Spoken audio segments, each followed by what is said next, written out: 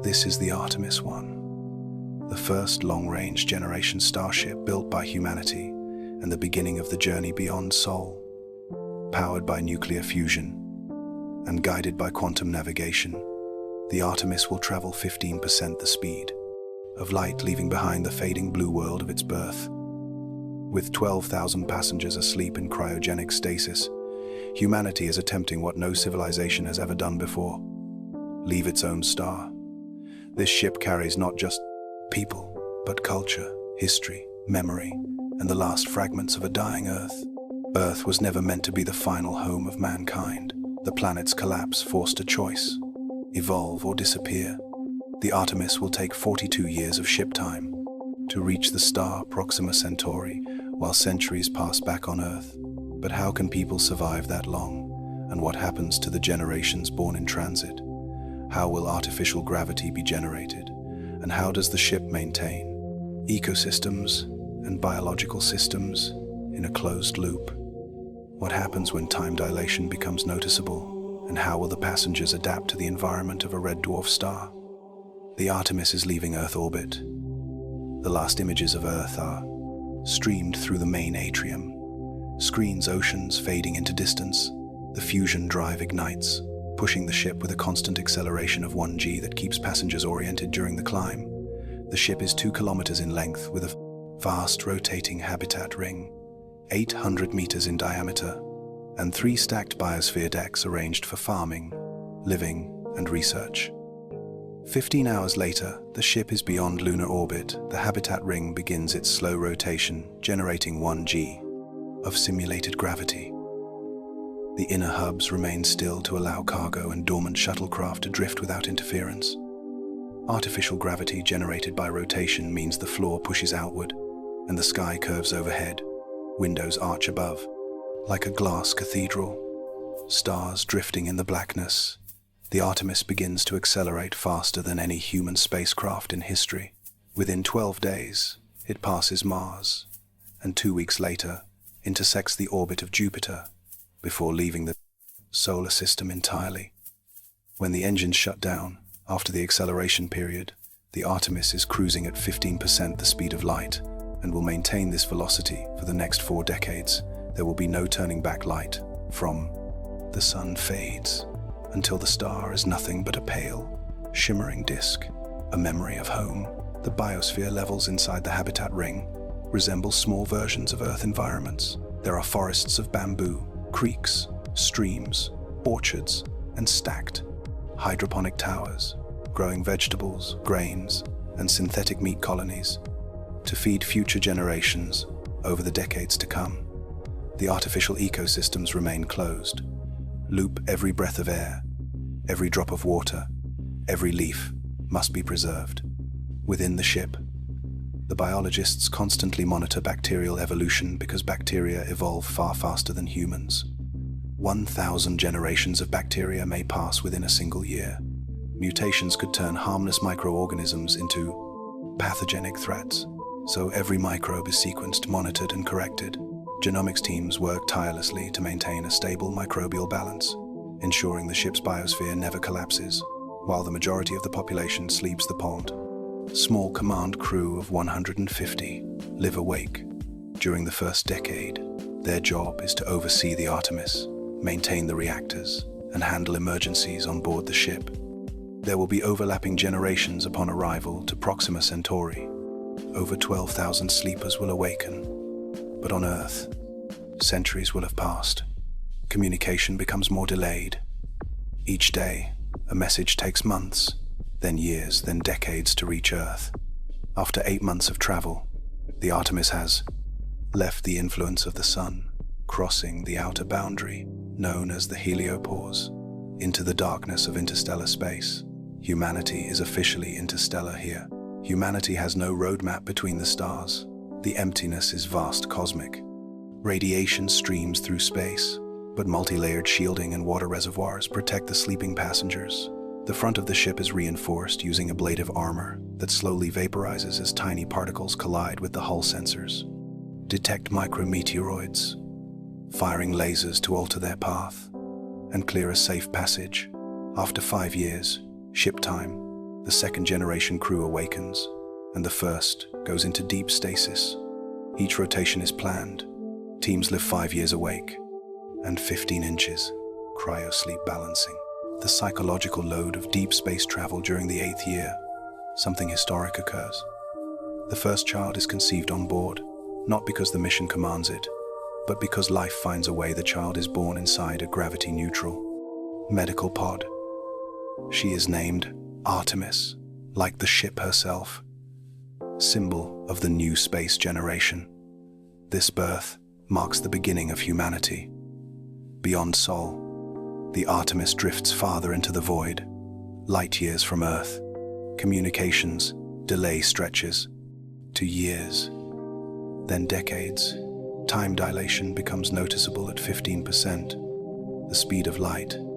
Time aboard moves slightly slower than on Earth.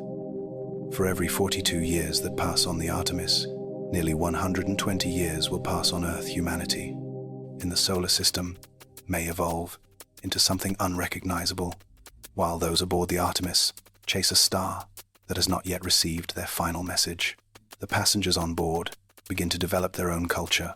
Earth myths evolve, stories blend, new languages form, names shift from ancient Earth cultures into hybrid forms. Elders teach children the history of Earth. Even though most of the young have never seen a real sky, they only know the curve of the habitat dome and the artificial weather systems that simulate rain, lightning, and wind under rotating gravity. As decades pass, the ship performs a gradual change, the gravity augmentation sequence over the final 10 years. The rotation speed increases slowly, preparing future generations for the slightly higher gravity they will encounter on Proxima Centauri B, a planet with gravity 1.1 times stronger than Earth. The future colonists will adapt thicker bones, denser muscle, and cardiovascular changes to manage the increased stress. The lighting system on the ship also shifts gradually. The ship slowly reduces the brightness and changes from white sunlight to the deep red tone of the dim star that awaits them. Slow transition prepares the future generations for a world lit by a red dwarf. Instead of a yellow sun, eyes will adapt, pupils may widen, irises could darken, sclera may become more shaded to protect against glare. Future humans could evolve entirely new visual traits to survive under the perpetual twilight of the new world. After 35 years, ship-time legends spread throughout the Artemis. Rumors of a hidden vault of wealthy Earth elites, stored in cryogenic pods, secretly, hoping to awaken and rule over the new colony. The command crew denies it. No one knows the truth. In the final year of the mission, the quantum navigation system begins deceleration. Calculations. Thousands of dormant passengers start to awaken. The spin of the habitat ring slows, reversing direction. Engines flip and fire for 30 days of continuous deceleration. The Artemis bleeds off speed until the ship falls into orbit around the small red sun. Proxima Centauri. The passengers gather at the viewing windows, staring at their new star, a dim red sphere radiating a quiet glow. Unlike the bright sun of Earth, the planet below waits a world of unknown land, oceans, and possibilities. Humanity has made it beyond Sol. The Artemis enters stable orbit, and the landing shuttles undock, carrying explorers to the surface. The first humans step out into the red twilight. The new world is silent, untouched. The colony will be called the Elysian Fields, symbol of human rebirth on a world orbiting an alien sun. The journey is over. A new era begins. Humanity has left the cradle forever, and the stars are now home. This is the awakening. The moment the colonists of the Artemis stepped out of centuries of sleep and opened their eyes to a world unlike any seen by human beings. The viewport shutters peeled back like eyelids, revealing a horizon painted in dark, violet, and red. Proxima B, a twilight world orbiting a dim crimson star, a planet locked in eternal tension between night and day. The first sight was not comforting, familiar blue daylight, but a permanent dawn, a frozen line of half-light slicing the planet between burning desert and endless night. Commander, Imani Adebayo. The mission leader said the words that would later echo in every history book on Earth, and every child's lesson in the colony. This is our second birth. We are children of a crimson sun now. The colonists stood, pressed against the panoramic viewport, some trembling, some silent robots, rolled equipment down the gangway as medical teams checked vital signs from the cryosleep. Awakening, the ship's sensors scanned the atmosphere, revealed that it was thin but usable with assistance. With respirator masks, it was breathable. The gravity felt heavier than Earth, like an invisible weight resting on their chests. The first step on the deck felt like moving underwater. The crew had trained for this simulated spin on the Artemis, but no simulation compared to the real sensation of alien gravity pulling at the bones. As the colonists adjusted their muscles, a burst of drones launched from the ship into the Dawn Hemisphere. The survey feed streamed across the main screen. Jagged black plains of basalt, cracked like scar tissue from ancient volcanic activity. Steam vents rising along fractures. The planet had been active once. The drones dipped lower and highlighted formations of strange blue-green lichen clinging to the rocks, clusters that seemed to pulse gently with the faintest luminescent sheen. The ship's biologists could not confirm life, intelligence, or chemical consistency yet, but every colonist felt the same shock. Alien ecosystems existed on this planet, not complex forests, not sprawling oceans, but the first, stubborn foothold of life, clinging to the Terminator Zone, where day meets night, too harsh to flourish, but impossible to extinguish. Hope and terror fused into one emotion. The colonists shared a silence like a prayer. The Artemis floated in orbit, a massive shadow against the star. The newborn colony, suspended between two epochs of human existence. Behind them, Earth, a memory, far beyond communication. Distance ahead of them, a world without a name, beyond the technical Proxima Centauri B. For now, the colonists simply called it the Red Dawn. The first landing preparations began. The hangar came alive with noise tools clattering, mechanical arms unfolding, drop shuttles being fueled with metallic hydrogen. The sleeping shuttles in the hollow core of the ship had waited for this moment for over 4 decades. Mothers, fathers, teenagers, scientists, artists, not astronauts, not soldiers, ordinary people chosen to build a civilization. They strapped on their new suits, armored with microscopic, flexible plating designed to handle abrasive dust storms from the day side. The helmets had tinted visors to dim the red glare of the star. Commander Imani stood before the crowd of the awake colonists, her voice broadcast across the ship. Earth is behind us. We are the continuation of every dream humanity ever dared to imagine. Step with courage. The dawn is ours now. As the first shuttle detached and drifted through the airlock, the colonists felt the slight drop of artificial gravity.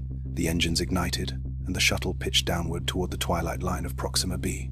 The landing zone was mapped, near a stable region where the temperature would not freeze nor burn. Logic said it was safe enough. Instinct still screamed. This place was hostile, alien, indifferent to their survival. Descent through the thin atmosphere shook the shuttle. The red star cast an eerie glow across the cabin, illuminating their faces like firelight outside the surface. Texture sharpened, the basalt plains stretched endlessly, fractured like puzzle pieces. The blue-green lichen fields shimmered slightly, reflecting the red sky. The shuttle touched down. Hydraulic pistons absorbed the impact. And then there was stillness. The hatch opened, a rush of thin, cold air flooded in the mouth. Colonists stepped out their boots, pressed into alien soil for the first time in all human history. Commander Imani planted the first beacon, and the moment transmitted to the Artemis. The colonists took their oxygen-assisted breaths. The weakened sun cast long, distorted shadows across the rock fields. The colonists walked toward the pent, the edge of the lichen patches closer than any human had ever been to extraterrestrial biology. Biologist Dr. Sergei Novak knelt down and extended sampling tools. The lichen was soft, almost gel-like. Its color shifted in the shadows, hinting at bioluminescence, or perhaps pigmentation, reacting to starlight. It was not hostile, no reaction, no toxins, Detected preliminary scans suggested it pulled trace energy from the faint red sunlight, using chemical pathways never seen on Earth. Life, but not life, as humans understood. The colonists felt the weight of that moment. Life does not ask permission. It simply exists, and now humanity would exist beside it. The survey drones mapped safe zones for pressurized shelters. The engineers assembled prefabricated structures. Each module unfolded like origami, powered by compact reactors inside Habitat Alpha, the first living structure on Proxima B. The airlock sealed, and internal systems activated. Warm oxygen filled the chamber. The colonists removed their helmets. They breathed the recycled air of their new home and felt the surreal truth that they were no longer visitors. They belonged here, of this star. As night began to creep from the dark side, shadows crawled across the basalt plain. The dark side was a place of permanent ice, supercooled storms and unknown dangers. The colonists stayed within the twilight zone, the safe band of life. Between extremes, the lichen fields faintly glowed in increasing darkness, their shimmering reflection dancing like small emerald constellations stamped across stone. Some colonists felt awe, others felt dread. Humans are not evolved for red twilight, but they will become, so they must. Inside Habitat Alpha, the medical teams monitored physiological changes. Gravity slightly heavier than Earth, shifted body circulation, heart rates increased, muscles recruited more fibers, oxygen felt thin. The colonists fatigued easily. Adaptation would take months, possibly years. Bodies would change, bones would thicken, calves would strengthen. Children born here would grow differently. Earth humans, evolving into Proxima humans. On the surface, as night deepened, the colonists watched the red star tilt lower, but never truly set. The dawn never ends, and full darkness never arrives. Proxima B holds onto its twilight like a secret. The colonists began to understand the woad. Psychological impact. The constant red light, no blue sky, no sunrise, no sunset, just permanent dawn tethered to the gravitational lock of the planet. The engineers erected tall spires, solar collectors that absorbed the dim light and stored it. Future agriculture would depend on them. Hydroponic units were deployed, portable greenhouses, unfolding like glass ribs. In the faint wind machines, hummed, drones scouted, mapping pathways along the Terminator zone and marking geothermal vents where heat could be harnessed for energy. This world was harsh but rich with resources: iron, basalt minerals, water locked in ice fields further. Along the night side, every challenge could be confronted. The final transmission from Artemis to the new habitat arrived. The message contained no instructions, no orders, just a single line from the Artemis captain. "You are the first, we are proud of you." Commander Imani stepped outside into the crimson glow. She looked out across the endless horizon. Basalt, black-red sunlight, lichen glowing like veins of emerald, and whispered almost to herself, "We are not visitors anymore, we are the dawn." The colony slept that night, under artificial lights, protected by pressurized walls. But beyond them, a living alien world shifted and breathed in silence. Proxima B watched them, and in the morning, when they woke, they would begin building not shelters, not structures, but history. This planet was not Earth, but it was home now. The Red Dawn had become theirs forever. The descent began in silence, the kind of silence that feels heavy, even inside a machine, built from human noise and human faith. The Artemis 1 drifted through Proxima B's upper atmosphere, the hull trembling with faint vibrations. The settlers stood at the observation windows, watching the surface rise toward them. Not blue, not familiar, not safe. The planet stretched in bruised colors, red, violet, gray, as if the world itself was holding its breath, waiting to see if humanity would survive its arrival. Horizon Basin came into view, a vast crescent valley, touching both the bright, scorched day side and the frozen black night side.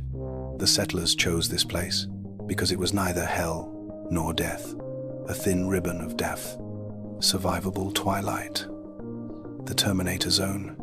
Here, the planet never wakes fully and never sleeps completely. The landing shuttles detached from the Artemis one, their engines glowing blue against the crimson atmosphere. Each shuttle carried engineers, scientists, builders, and the ones trained to be the first to breathe the air of another world. Once, on the surface, no one would be able to hide behind the safety of theory or simulation.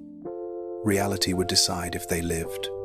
Commander Imani Adebayo sat in the primary shuttle, her gloved hand pressed to the window below the valley.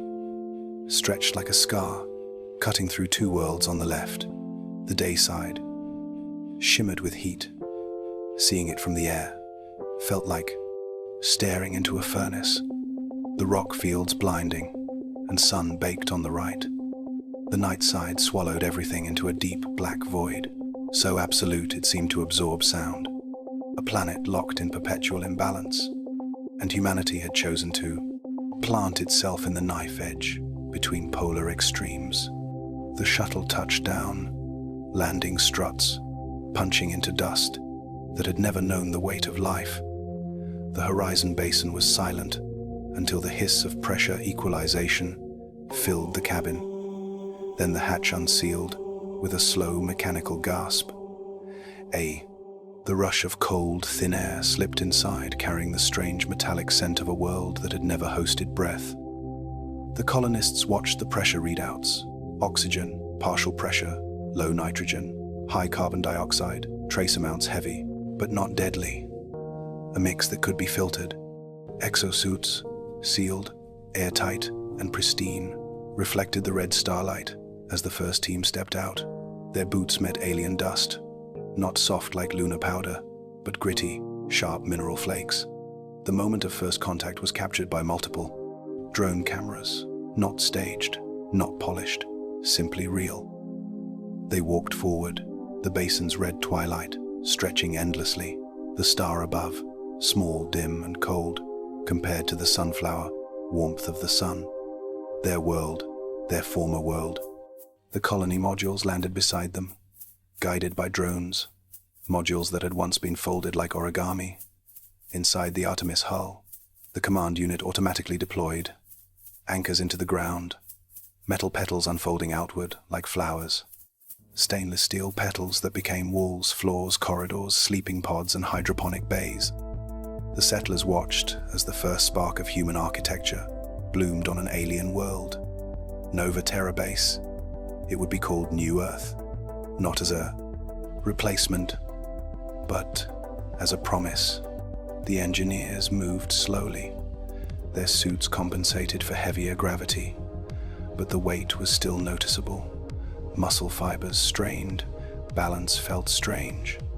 Every footstep sank a few centimeters into the rust-colored dust. The sky overhead glowed, dim, red, with no clouds, only haze caught in the thin atmosphere. The star Proxima burned like a dying ember, yet cast a constant glow that turned every shadow into a slanted smear. The airlock door opened for the first time in history, not as an experiment, not as a simulation, but as a beginning.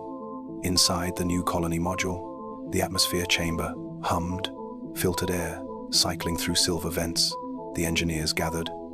Around the inner airlock, a signal light shifted from red to amber to green. Commander Imani hesitated. She placed a hand on her chest, not out of fear but reverence, and then she opened the helmet seal. Filtered air rushed into her lungs, thin, metallic, cold but real.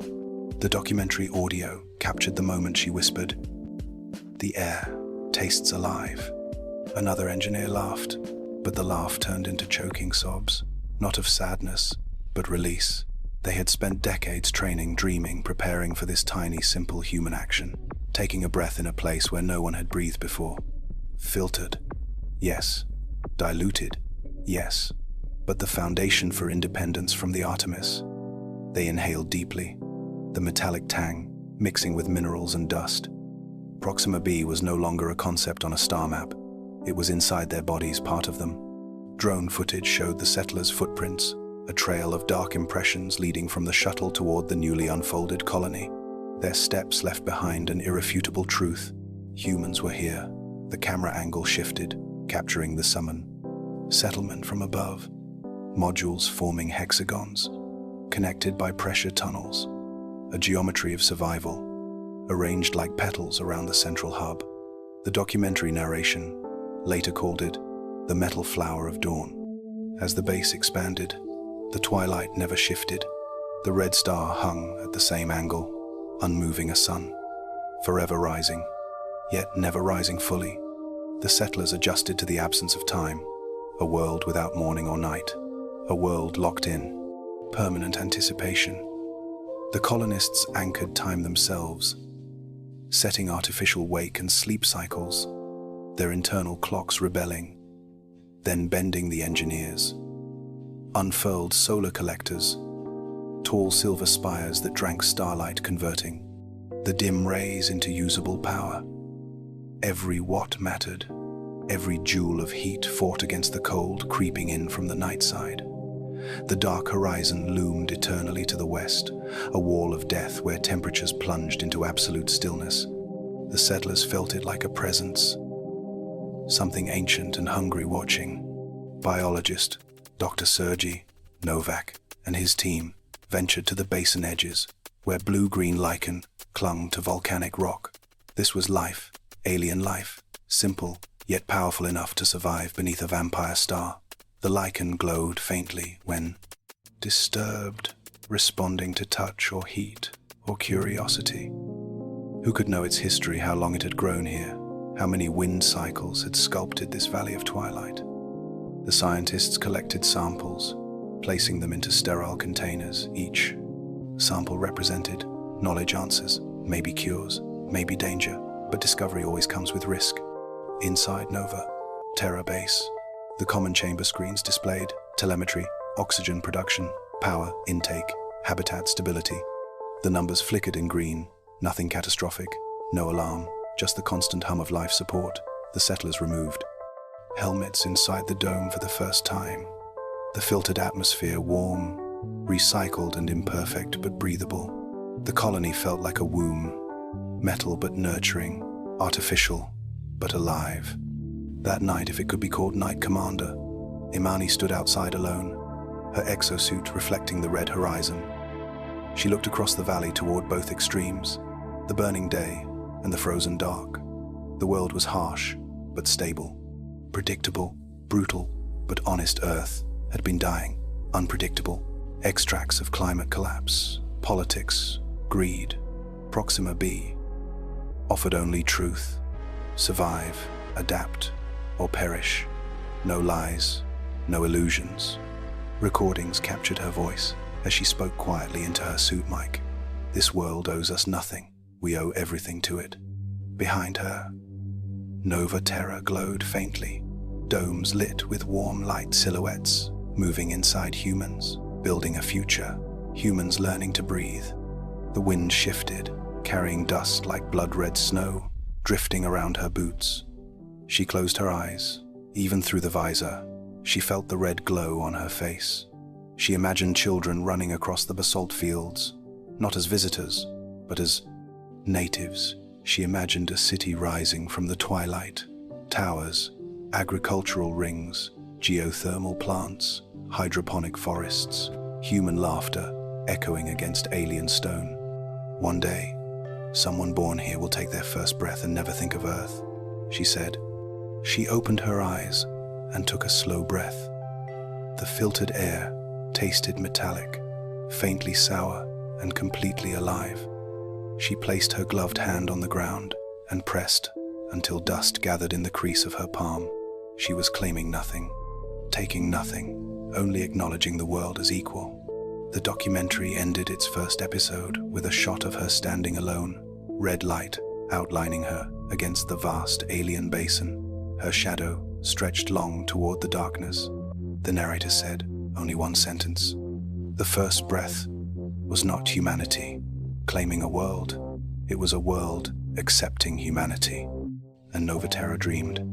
The first 100 days became legend, not because they were glorious, but because they nearly broke everyone who survived them on Nova Terra.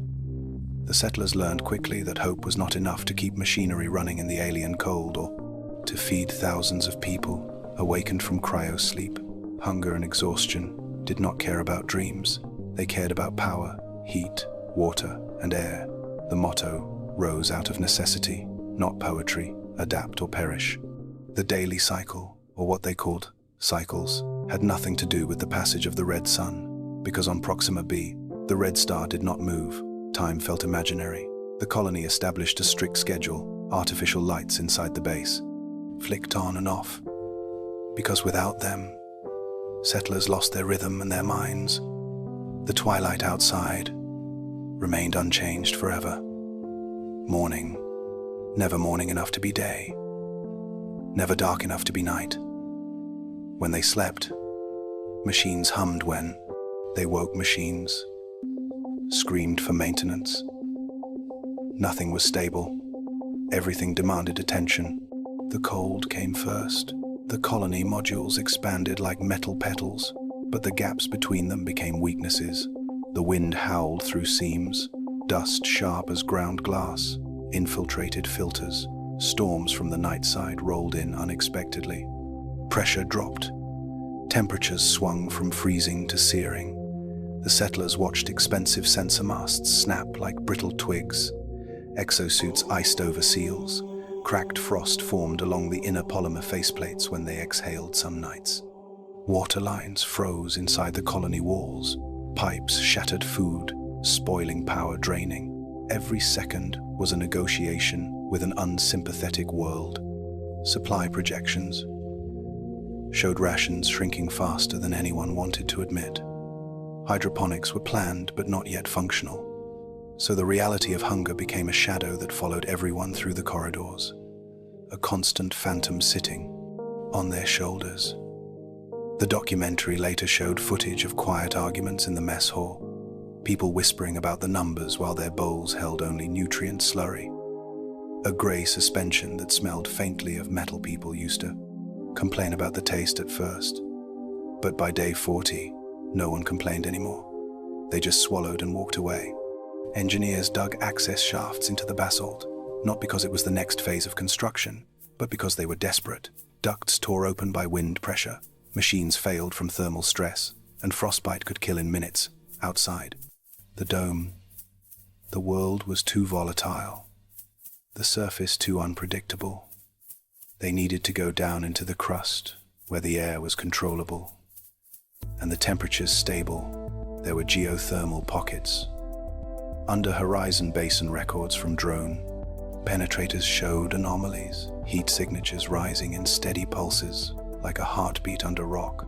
The planet was alive in its own way, volatile, restless, possibly dangerous, absolutely necessary. Commander Imani met with Chief Engineer Riku Tanaka in the half-lit command hub. Both leaned over schematics. While the wind battered the colony walls, Tanaka pointed to the thermal map. So deep, we risk structural collapse, but shallow, and we get nothing, he said. Imani only asked one question. Can we build it? Tanaka studied the diagram. Eyes tired, shoulders slumped from weeks without proper sleep. We don't have the equipment, he answered, then corrected himself. We don't have the luxury not to try. Teams crawled into the earth through shafts reinforced by modular supports. Every meter below softened the scream of alien wind above. Jackhammers tore into basalt sparks. Flew plasma cutters carved through stubborn veins of mineral. The underground air was thick with dust. The miners sealed their helmets and pressed on. The suits were designed for surface work, not deep tunnel.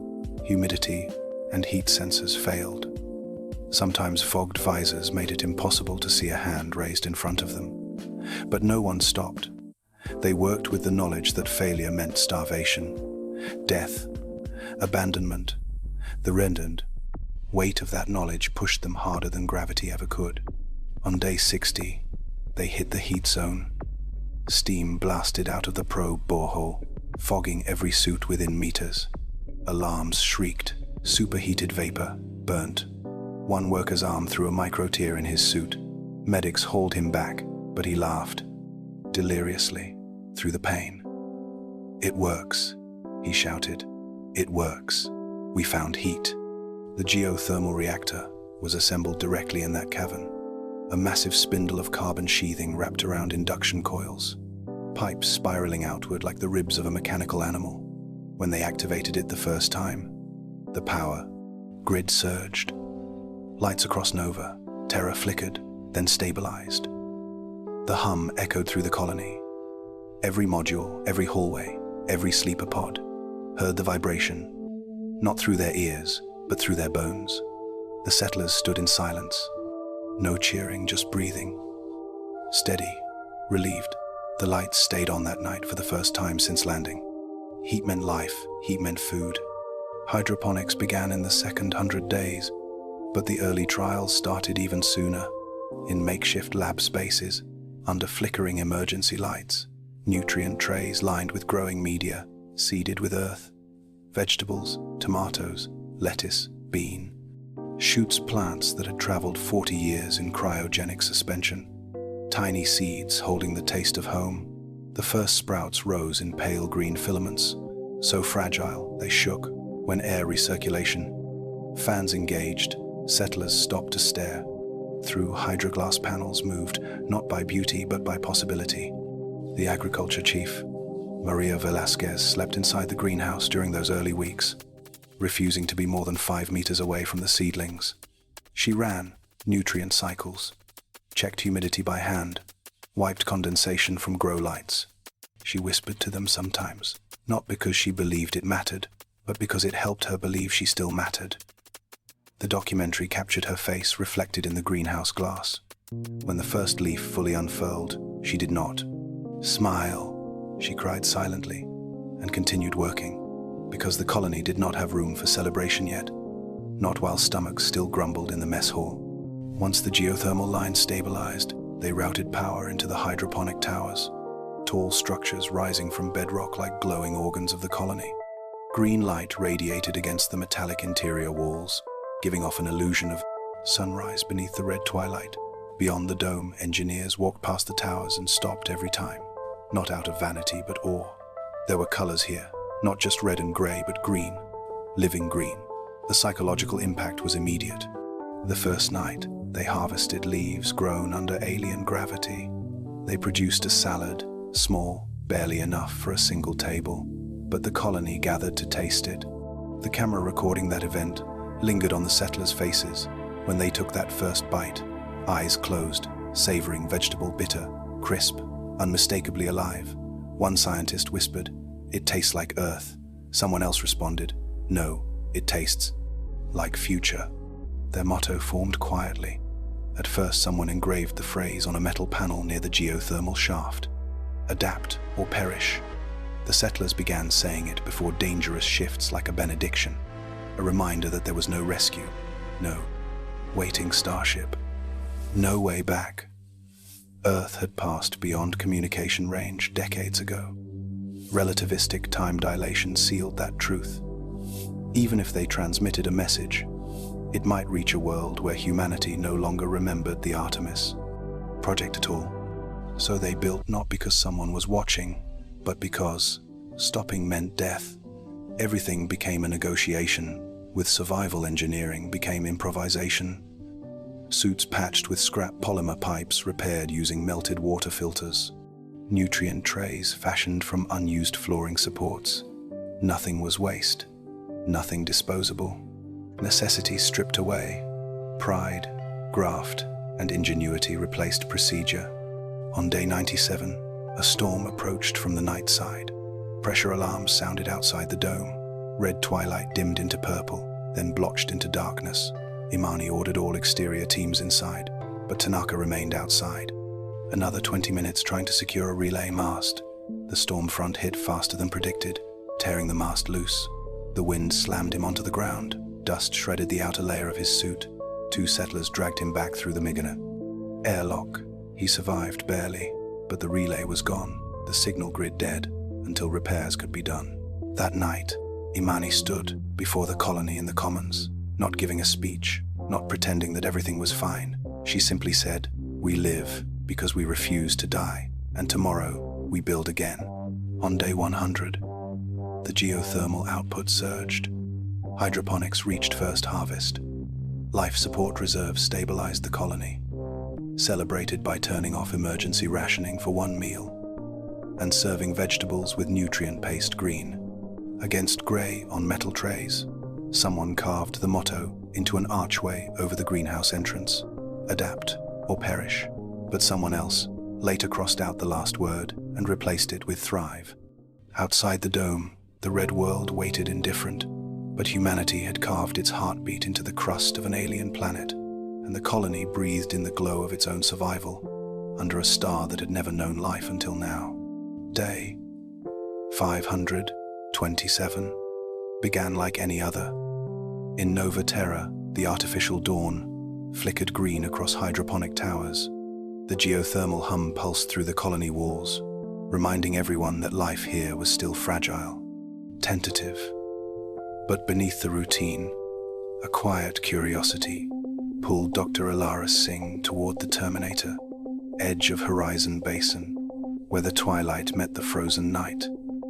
The lichen pools she had catalogued months ago had been nothing more than geological oddities before now, artifacts to measure light or moisture.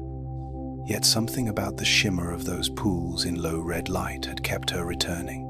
The pool surfaces seemed still when first approached, the slight glimmering, barely perceptible under the red twilight. Yet Singh had learned patience over decades in cryogenic stasis and years of research aboard Artemis 1. She bent over a sample tray inside her portable field lab, carefully extracting droplets with sterilized pipettes. The first microscope images on her display made her freeze. Tiny spirals of light twisted and danced. The cells were alive in ways no terrestrial analog could fully capture.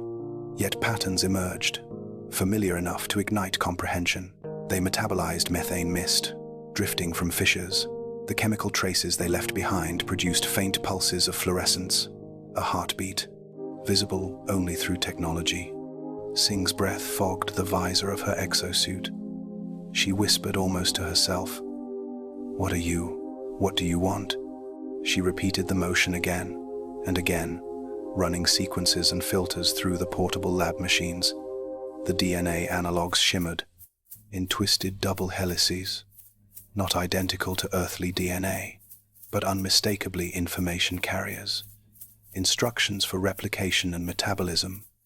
Her fingers trembled over the controls, her mind racing. These were not just cells, these were life. The planet had been alive all along, beneath the barren basalt, beneath the permanent twilight. The shimmer of alien metabolism had persisted undisturbed for eons. She called the others one by one to witness the discovery. The cameras in the lab documented everything. The footage later would be described as haunting, beautiful, revelatory.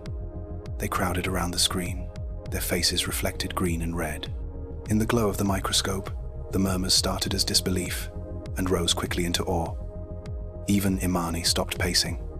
For once, she said quietly, "This changes everything." And the biologists nodded. No one spoke more.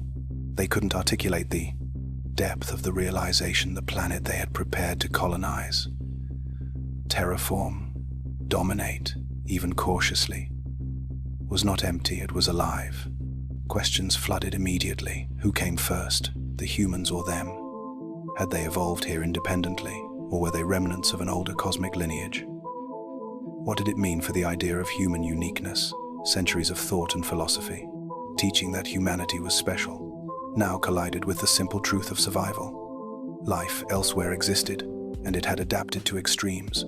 Humans had only recently begun to understand gravity, pressure, and chemical stress. Yet here were entities thriving in methane mist, in perpetual twilight, their world, not ours. The first samples were placed in containment units, temperature and humidity, carefully regulated, replicating the planet's native conditions as best as possible. The lab smelled faintly of alien chemistry, metallic, faintly sweet, she observed. Under magnification, the cells divided and replicated rhythmically, the spirals elongating, twisting, folding upon themselves, metabolism visible as microfluorescent pulses. The colony had never seen anything so alien, yet so immediate. Excitement and dread coexisted inside the lab walls like a physical presence. Outside, Horizon Basin remained indifferent, red light and jagged basalt stretching to eternity, wind lifting dust across frozen fissures. The rest of the colony continued daily operations, unaware initially of the monumental shift occurring in the foe's portable lab inside. Sing's heart raced every new frame, confirming the life forms existed, robust enough to survive Proxima B without human intervention. The planet was not an empty slate for humanity to write upon. It was a canvas, already painted with intelligence of sorts. Life persisted independently of the Artemis mission, and everything humanity had assumed about the universe now needed reconsideration. Sentient, in ways humans could not comprehend, or simple survivors of a chemical cycle too alien for terrestrial imagination. Each sample revealed complexity the biologists could not fully parse. The psychological impact on the settlers was profound, even beyond the laboratory.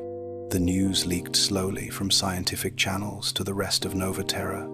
The children in the colony schools learned about the microscopic beings first in sterile text, and later through interactive displays, showing pulsing spiral cells in their native methane environment.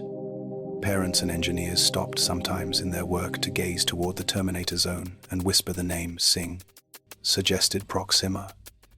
In hushed tones, the humans were now aware that they shared their new home with life, fundamentally unlike them.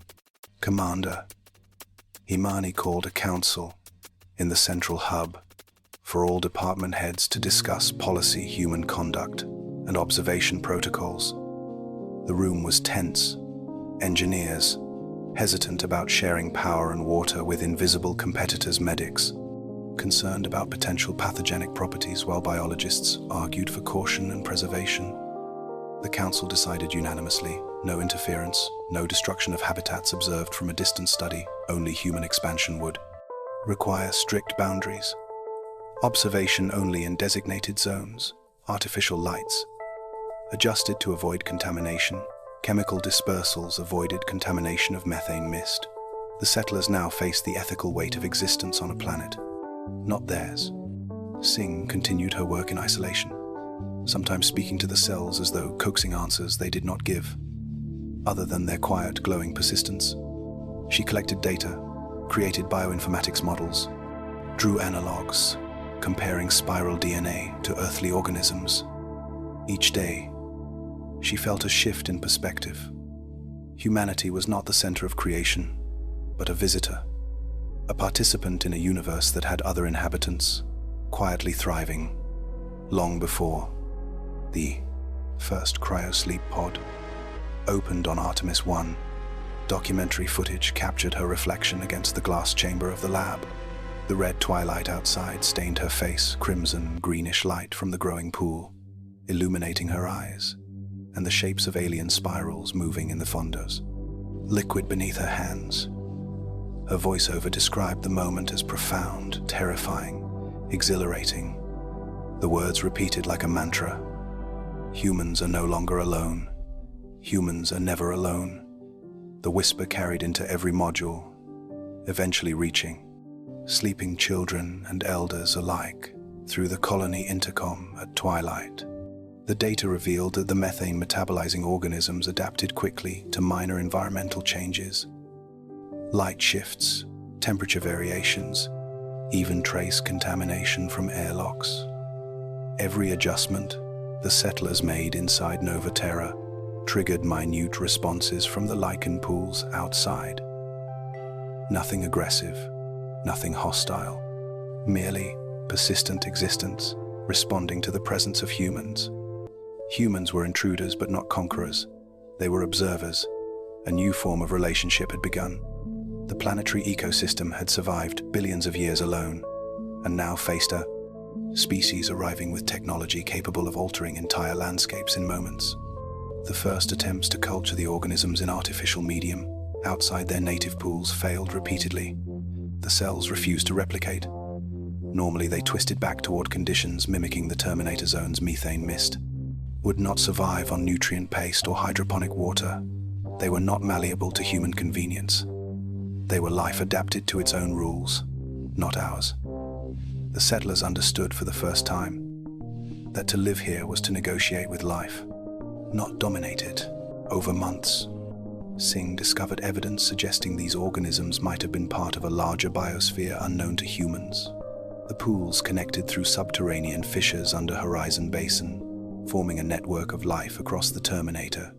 Hypothesized chemical signaling through methane vapor, a planetary nervous system, invisible to human eyes, alive in ways humans were only beginning to perceive. Each pool a node, each exhale of the star a pulse, and humans walking across the valley surface, now conscious intruders, stepping into a web, older and more resilient than their fragile colony. Commander Imani addressed the settlers after the announcement of life discovery, a tone of gravity in her voice, unlike before. She reminded them the mission had not changed. Survival still mattered, but reverence must guide action. Humans were no longer alone in the twilight. They had to act with respect for the planet itself. Life that could exist without their input, and yet thrived. The planet could not be erased or rewritten by mistakes or arrogance. The colonists had inherited not a blank world, but one with history. A depth humans would take centuries to understand. Singh continued. Late nights in the lab, observing the spiraling cells, reflecting on human assumptions of dominance, of nature. The creatures were neither conscious nor passive. They existed exactly as conditions demanded, small yet resilient. They represented not an origin story, but continuity.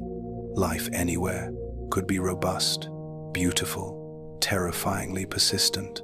Humans might survive here, yes, but they would never be masters. The cells became symbols, a lesson encoded into Nova Terra consciousness, that to inhabit a world is to acknowledge what already inhabits it. On the 527th day, as red twilight fell across Horizon, Basin, and hydroponic towers glowed like faint green stars within Nova Terra, the settlers paused in their routines to look out at the lichen pools. The microscope feed on command screens displayed the tiny spirals pulsing quietly in methane mist. Every flicker, a reminder that life existed without them on Proxima B. Life older than their civilization, and now life that must coexist with every decision humans made. The colony realized that survival was no longer simply engineering and rationing, but negotiation, humility, and observation. The first chapter of human habitation on Proxima B ended that day with the quiet acknowledgement that the planet itself was alive. The settlers returned to their modules to prepare meals, to repair generators, to check hydroponics. But their footsteps carried awareness. Every breath, every footfall, every drill of basalt had consequence. They were no longer alone, not in spirit, not in reality. The red twilight bathed everything equally, and the microscopic spirals glimmered in reply. A silent cosmic dialogue had begun between humanity and a world older and wiser than any of them. Humans were not conquerors here. They were witnesses, intruders, yes, but witnesses learning to live in the shadow of life that predated the stars. They had crossed light years to find a world and found a universe alive. Day 874 dawned like any other in Nova Terra. Yet the colony's heartbeat faltered. The red twilight stretched across Horizon Basin. The geothermal hum pulsed steady beneath the metal petals of the modules. Yet the settlement felt a subtle unease as the command deck flicked the screens and monitoring arrays to life.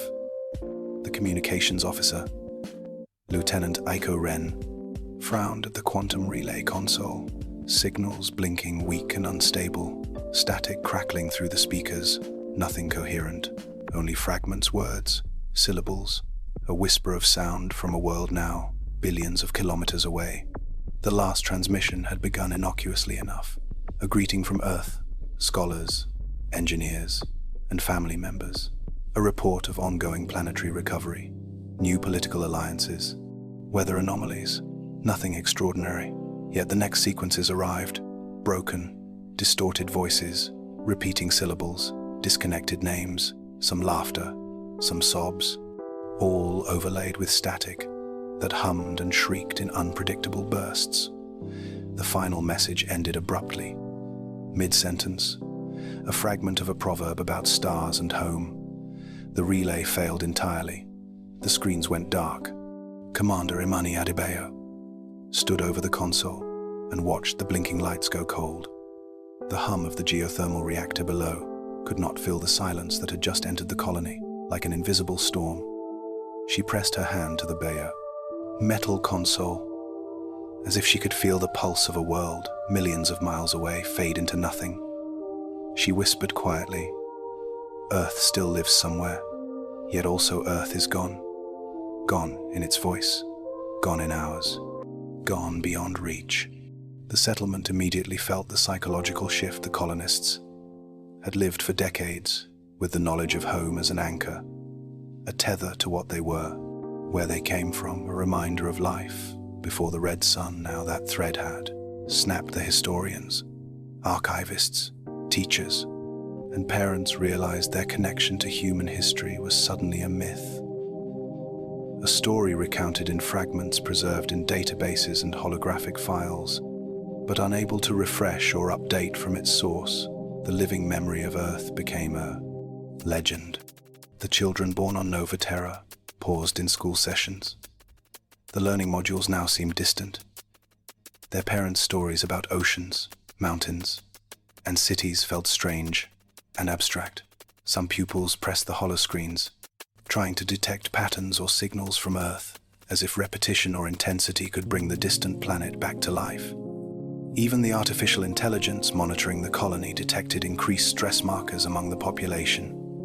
Emotional cycles fluctuated more dramatically than expected. Biofeedback sensors noted higher cortisol levels. Sleep disturbances, increased mutterings about loss. The council convened in the command hub, a room usually filled with planning charts, energy matrices, and agricultural reports, now tense and silent. The discussion was difficult. Practical survival aside, humans had to define a new identity. They debated whether to continue celebrating Earth holidays, maintain historic records in unaltered form, or allow cultural evolution to take a new trajectory under Proxima B's red sky. Some argued for preservation of memory, tradition, law, language, and social mores from the planet they had left behind. Others argued for adaptation, creation of new rituals, new art, new science, indigenous to this planet, even if it meant discarding some human heritage. Commander Imani listened more than she spoke. She understood both sides intimately. She had grown up learning Earth's history intimately, yet she also saw the subtle changes already occurring in the colony life. Under red twilight forced innovation, humans walking in perpetual twilight, adjusting nutrition for alien gravity, integrating alien microbial life into biomes. All these created circumstances in which old customs might be irrelevant, impractical, even dangerous in their new environment. The decision would not be easy. Over the following weeks, Nova Terra slowly began experimenting with hybrid forms of culture, architecture, and art reflected a blending of Earth traditions and Proxima B's realities. Some modules were repainted with muted reds and greens, inspired by the hydroponic towers and twilight skies. Holographic art installations displayed abstract interpretations of the planet's methane mist and lichen patterns. Story circles replaced some lectures for children where legends of Earth were told alongside chronicles of Nova Terra's own trials. Music combined harmonic structures from human history with rhythms inspired by planetary cycles and geothermal pulses. Scientists debated whether to maintain Earth's calendar or create a system aligned with Proxima B's terminator zone and its faint red star. The choice was not simple, because sleep cycles, agricultural growth, and social coordination demanded practical consistency, but imagination dictated symbolic independence. Eventually, Nova Terra adopted dual systems, one for practical work rotation, one for cultural memory. Each year, partitioned into segments, echoing Earth months, yet annotated with milestones unique to their new world. The colonists created their own festivals celebrating survival, harvest, discovery, first breath under the red sun. Psychologists documented the transition carefully. The period later referred to by historians as the Great Quiet. The psychological weight of losing contact with home Earth now stretched across years. A generation of children would be born, never having heard a word from the planet beyond archives transmitted by Artemis I. These children would learn of Earth as myth, a story whispered in lessons, a template for understanding what had been lost, yet also a cautionary tale of impermanence in interstellar life. Meanwhile, the researchers in biology and geology understood that the discovery of native life amplified the cultural implications. Humans were no longer alone, but must negotiate presence with the methane metabolizing spirals. Dr. Elara Singh reminded the council the planet itself was alive and indifferent to human memory or loss. Even the humans' connection to Earth mattered little to the biosphere.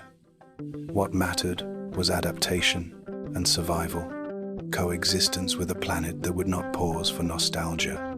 Communication specialists worked frantically for months, attempting to recalibrate quantum relays, realign entangled repeaters, and synchronize with distant satellites. The consoles hummed, beeping intermittently, yet every attempt returned nothing more than static crackle. Signals a reminder of physical distance and temporal distortion. Time dilation meant centuries could pass on Earth during a decade. On Nova Terra, the colonists understood, intellectually, that rescue or even conversation was impossible. The tether had snapped and would not return. Artists among the colonists reacted differently. Some created installations reflecting fragmented transmissions, layering static over visual depictions of Earth, as it might have looked centuries ago, imagining cities, oceans, mountains, distorted, overlaid with red light from Proxima B's dim star. The exhibitions were intentionally abstract, uncomfortable.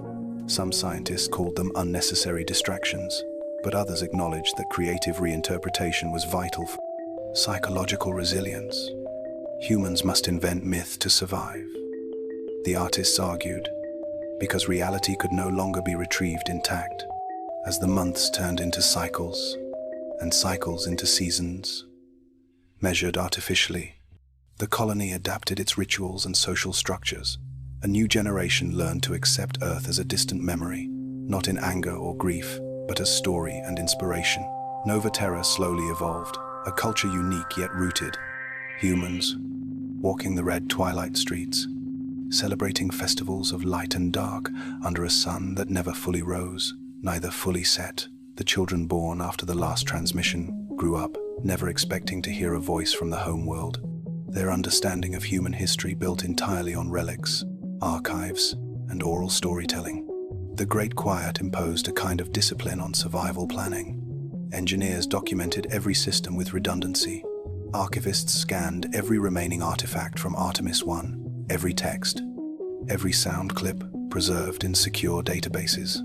Historians wrote detailed chronicles, as though creating new myths, not just cataloging old ones, and every citizen slowly internalized that Earth was both home and legend, simultaneously a source of identity and a narrative open to reinterpretation. The loss of communication did not erase history, but forced humanity to live with it differently. Commander Imani reflected often on the psychological implications walking between hydroponic towers, red dust swirling around her boots, green light from the vertical farms glinting on metal panels. She understood that leadership now meant more than ensuring survival. It meant guiding a species toward identity. Without the planet that had made it, she convened meetings not just about energy, air, and food, but philosophy, ethics, culture, and the interpretation of myth. She reminded settlers every day. The red sky above them was neutral, neither hostile nor protective. It reflected what they were willing to build under it. The documentary captured the faces of settlers gazing out of Nova Terra's windows, the red horizon stretching beyond the modules, a tableau of silence and awareness. No one spoke.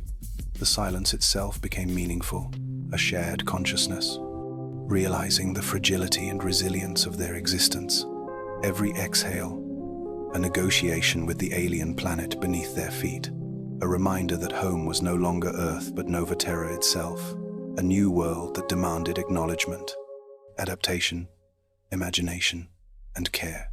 The last footage of Earth, fragmented, heavily distorted, hung in command archives.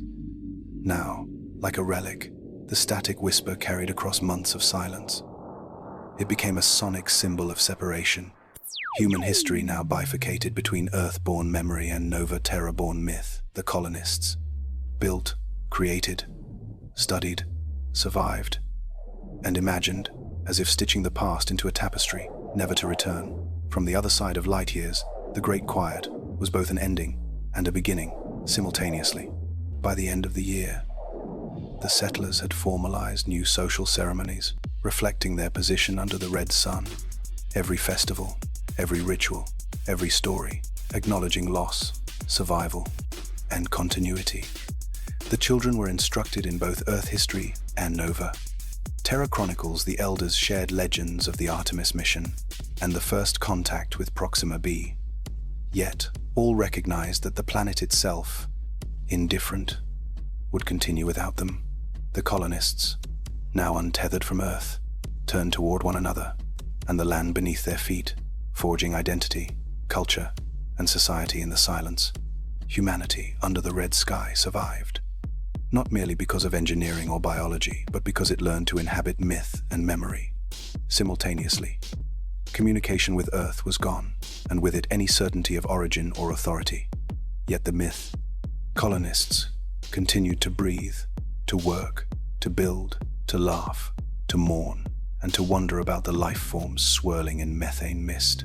Outside the domes they had crossed, the void of interstellar space, and lost a planet, yet found themselves in the archives of Nova Terra. Historians later wrote, "The Great Quiet was not just the end of messages. It was the birth of a human culture, unmoored, self-forged, and alive beneath a red sun, oblivious to everything but the presence of life and the will to survive." The red sky stretched endlessly across Horizon Basin, and Nova Terra breathed onward. The horizon of Nova Terra was alive with motion under the dim red star, as engineers and colonists alike prepared for the audacious task ahead. Project Dawnforge, the bold plan to terraform Proxima B into a world capable of sustaining human life without constant reliance on exosuits or filtered air. A plan that would span centuries, yet begin in these first decades of settlement. The modules hummed with anticipation and trepidation. Geothermal heat mingled with the faint ozone from experimental processes. The red twilight cast long shadows across metallic scaffolds and hydroponic towers, giving the valley an otherworldly luminescence. Carbon dioxide. The organisms were tailored for extreme resilience, able to survive in low light, high radiation, and thin air. Their introduction was carefully controlled through aerial dispersal units and automated drones, which flew over basalt plains, dropping microcapsules of living algae into fissures, craters, and methane vents. Each release, accompanied by careful monitoring satellites, recorded spectral changes in the thin, reddish haze above the terminator zone. The biologists watched intently as green pulses shimmered faintly through the haze, like tiny auroras dancing against the crimson light. Simultaneously, massive atmospheric processors were erected across Horizon Basin and its neighboring valleys, towering machines that exhaled oxygen and absorbed excess methane.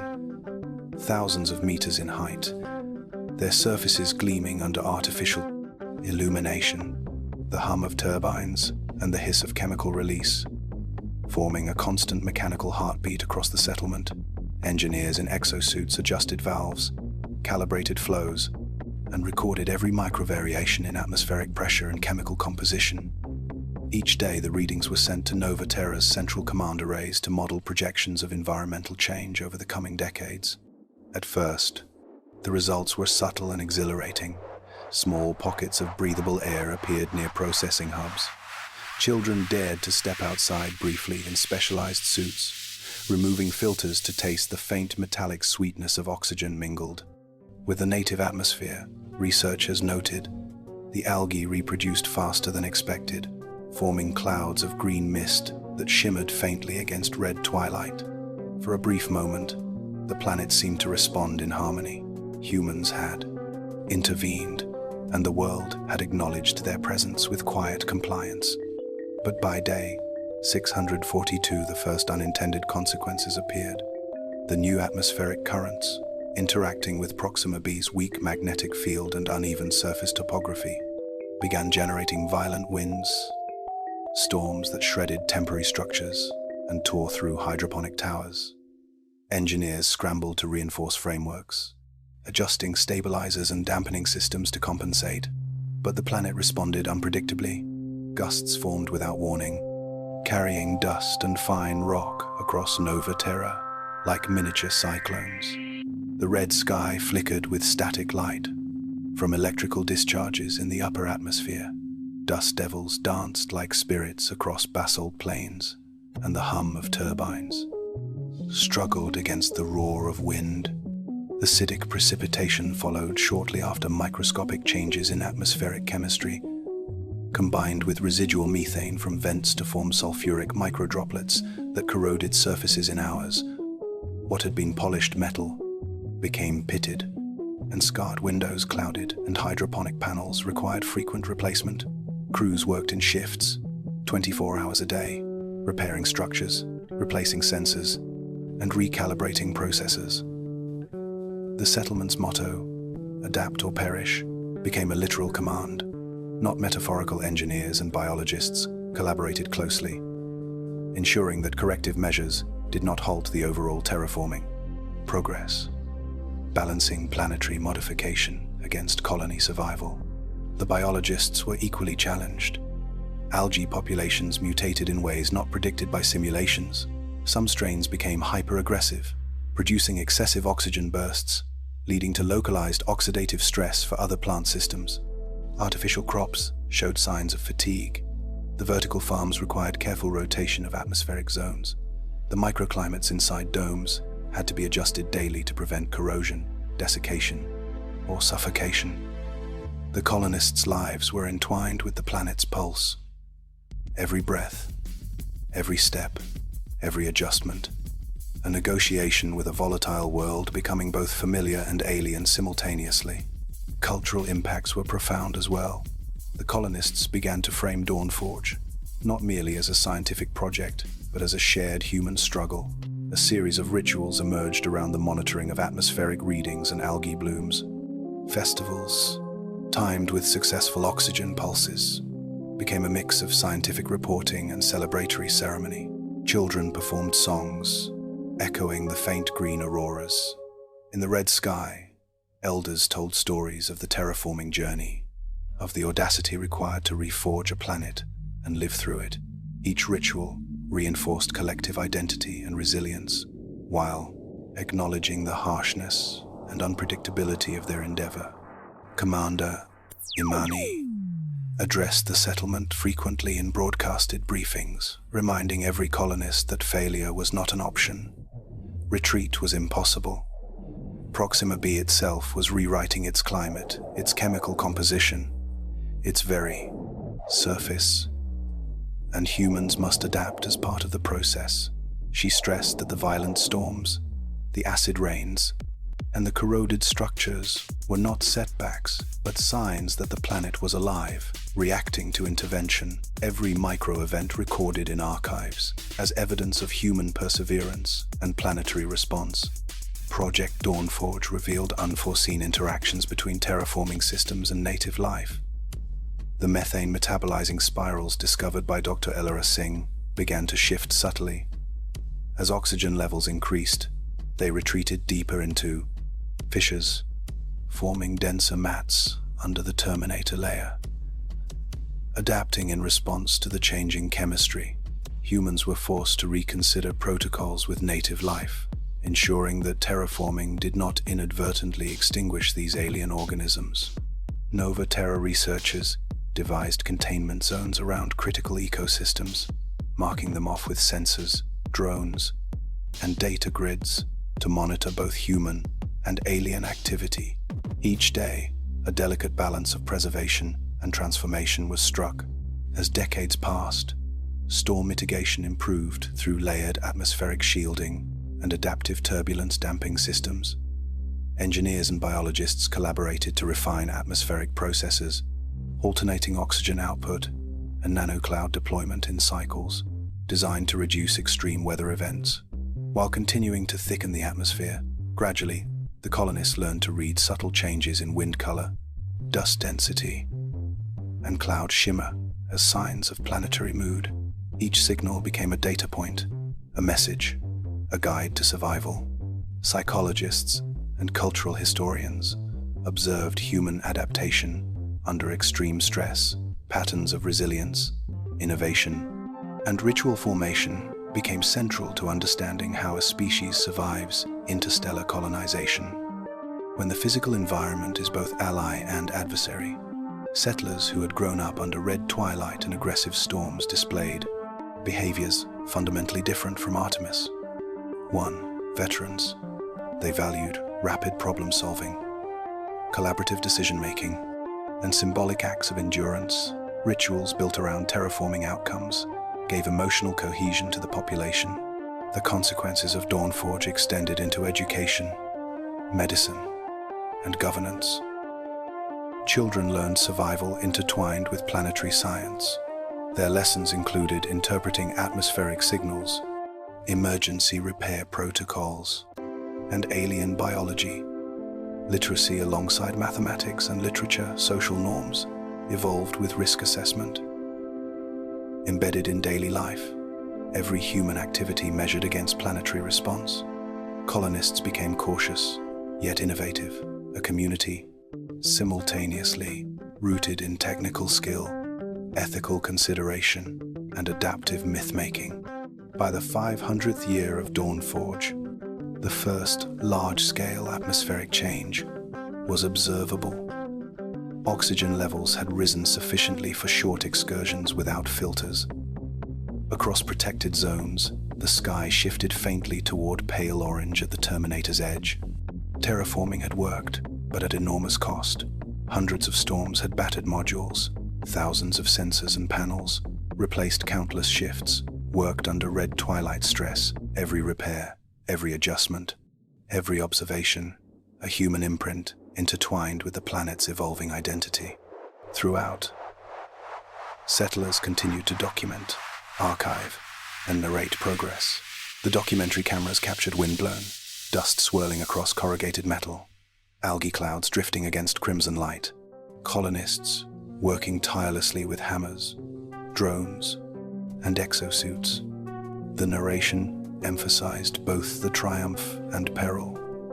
Humanity faced engineering, a planetary-scale project, while remaining fragile participants in a biosphere, partially alien, partially human, but wholly alive. Project Dawnforge remained unfinished, ongoing, an experiment spanning centuries, yet already shaping culture, psychology, and identity. Nova Terra's population understood that the planet was rewriting itself as much as they were rewriting humanity's role. The storms, the acid rain, the corroded towers became symbols of resilience and adaptation. Humans learned that survival demanded humility, innovation, and awareness of their own limits. The colony was not simply inhabiting Proxima B. They were negotiating with it, reshaping it, and becoming inextricably part of its evolving narrative. As the red sun sank across Horizon Basin and green algae clouds shimmered faintly in twilight haze, Nova Terra breathed as one with the planet. The settlement had survived storm, acid, mutation, and failure. Yet the work was endless. The atmosphere thickened, the native life adapted, and humans endured each day under a sky slowly becoming theirs, yet still alien. A delicate equilibrium between ambition and humility. survival, and transformation. Life and myth, all intertwined in the ongoing saga of Proxima B. Humans under the Red Star were no longer simply settlers or visitors. They were participants in a planetary-scale narrative. Every breath, every repair, every green pulse in the methane mist, a reminder that to alter a world is to alter oneself. Project Dawnforge was a gamble, an audacious act of creation, a test of endurance and ingenuity, and, in every scar left by acid rain or storm-tossed module, a testament to the stubborn resilience of life on both sides of the terraforming equation. And Nova Terra, red-lit, wind-swept, storm-battered, green-glowing, endured. By day 2000, Nova Terra had become a world fully imprinted with the labor, hopes, and trials of generations born under the red sun. The first children of Proxima B had grown into adults, walking among the basalt plains and hydroponic towers with bodies subtly reshaped by their alien environment.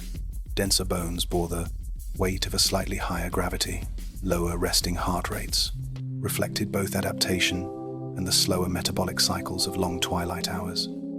Their skin carried faint undertones of crimson reflection. Their eyes, large and copper-hued, captured every glint of the red light that bathed the horizon, a constant reminder of the star that had replaced Earth in their consciousness.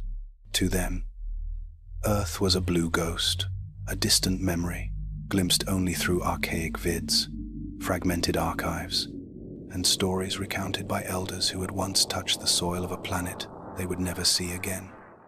Children asked of oceans and forests, of mountains and cities. Their parents' voices described wonders of a world impossibly beautiful, yet forever removed from their daily lives.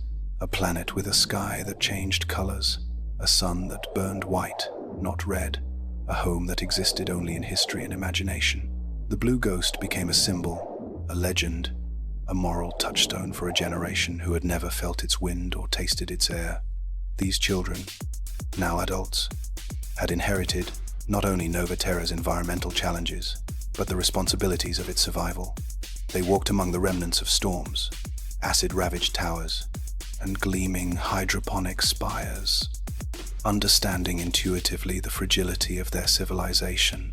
Every repair, every adjustment, every monitoring of atmospheric processes was both a duty and a rite of passage. Their education was practical yet philosophical. Mathematics and biology were interwoven with lessons on weather prediction, survival in extreme conditions, and the study of native life. The methane metabolizing spirals, once observed by Dr. Elara Singh, were now subjects of ritual respect, their cycles mapped into calendars and integrated into daily practices. From this blending of necessity and wonder arose the Crimson Covenant, a spiritual framework embracing the planet as a living being. Not merely a celestial object to conquer or inhabit, but a conscious participant testing humanity's worth.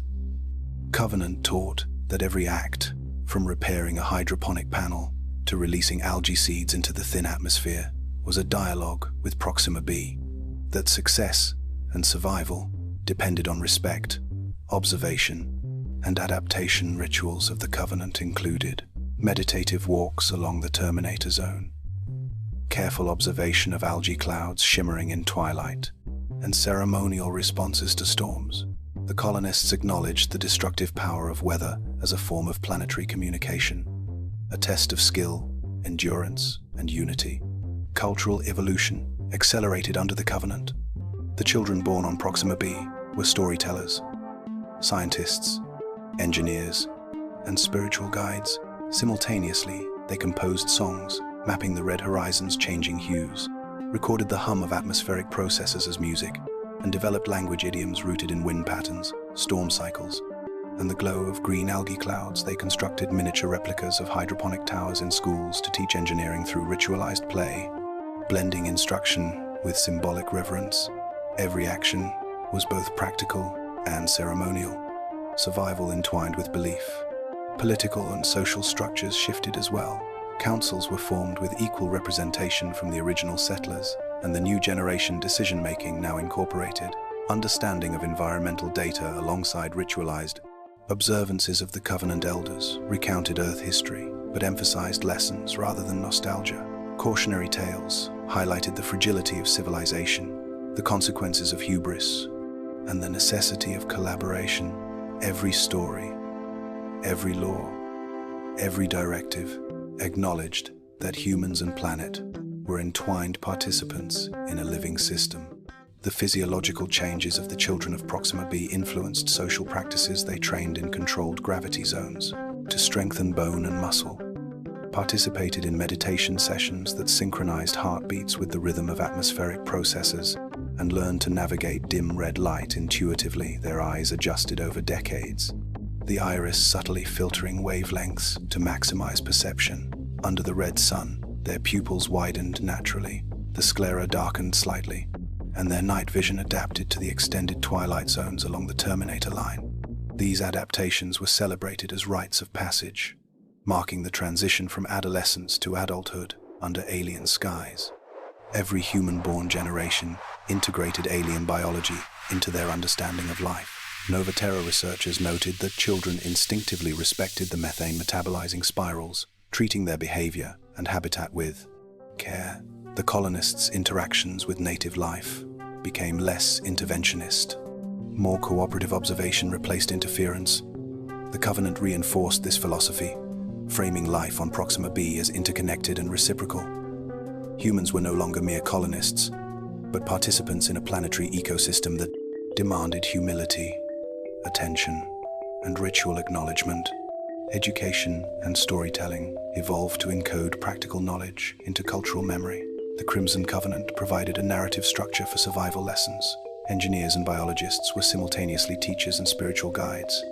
Students learned to predict storms by observing algae shimmer and wind patterns, to read subtle chemical shifts in the atmosphere, to repair corroded structures under extreme conditions. Rituals ensured knowledge transfer across generations and reinforced social cohesion. Every lesson, every ceremony, every observation became both an act of survival and an affirmation of their covenant with the planet. Festivals under the red sky became increasingly elaborate, celebrations of endurance, adaptation, and harmony with Proxima B. Children performed songs and dances replicating storm patterns and algae blooms. Families gathered to recount feats of repair and problem-solving achievements in atmospheric control and hydroponic cultivation, were honored through ritualized storytelling that merged scientific precision with spiritual resonance. Elders, who remembered Artemis I and the first years of Novaterra, presided over ceremonies teaching patience, resilience, and the importance of humility when facing forces larger than human understanding. Meanwhile, practical engineering continued apace. Large-scale atmospheric processes were optimized for long-term cycles. Algae seeding refined for balanced growth, and storm mitigation systems tuned to predict sudden shifts in weather patterns. Colonists walked the line between observation and intervention. The Covenant guided decisions in subtle ways. They measured the planet's response, adjusted human actions accordingly, and acknowledged outcomes through ritual. The symbiosis between human and planet became institutionalized through practices blending technology and spirituality. Medicine adapted to the unique physiology of Proxima-born. Humans, denser bones, and altered cardiovascular patterns required recalibrated diagnostics and therapies. Children of the Red World trained in both traditional and adaptive medical practices, learning to balance chemical treatments, surgical interventions, and environmental adaptation strategies. Their curriculum emphasized body awareness, environmental observation, and preparation for extreme planetary events. The Covenant reinforced respect for the body. As part of the planetary ecosystem, a human organism could thrive only when synchronized with the rhythms of Proxima B. Through art, education, religion, governance, and medicine, the children of Proxima B crafted a civilization deeply intertwined with the planet's cycles. Every action was a negotiation with environmental extremes, a dialogue with native life, and an acknowledgement of heritage, both from Earth and the Artemis settlers. They constructed cities following natural topography, built pathways in harmony with wind corridors, and arranged agricultural zones along energy gradients, ensuring both efficiency and reverence. Human existence became a complex interplay of technology, ritual, and ecological intelligence.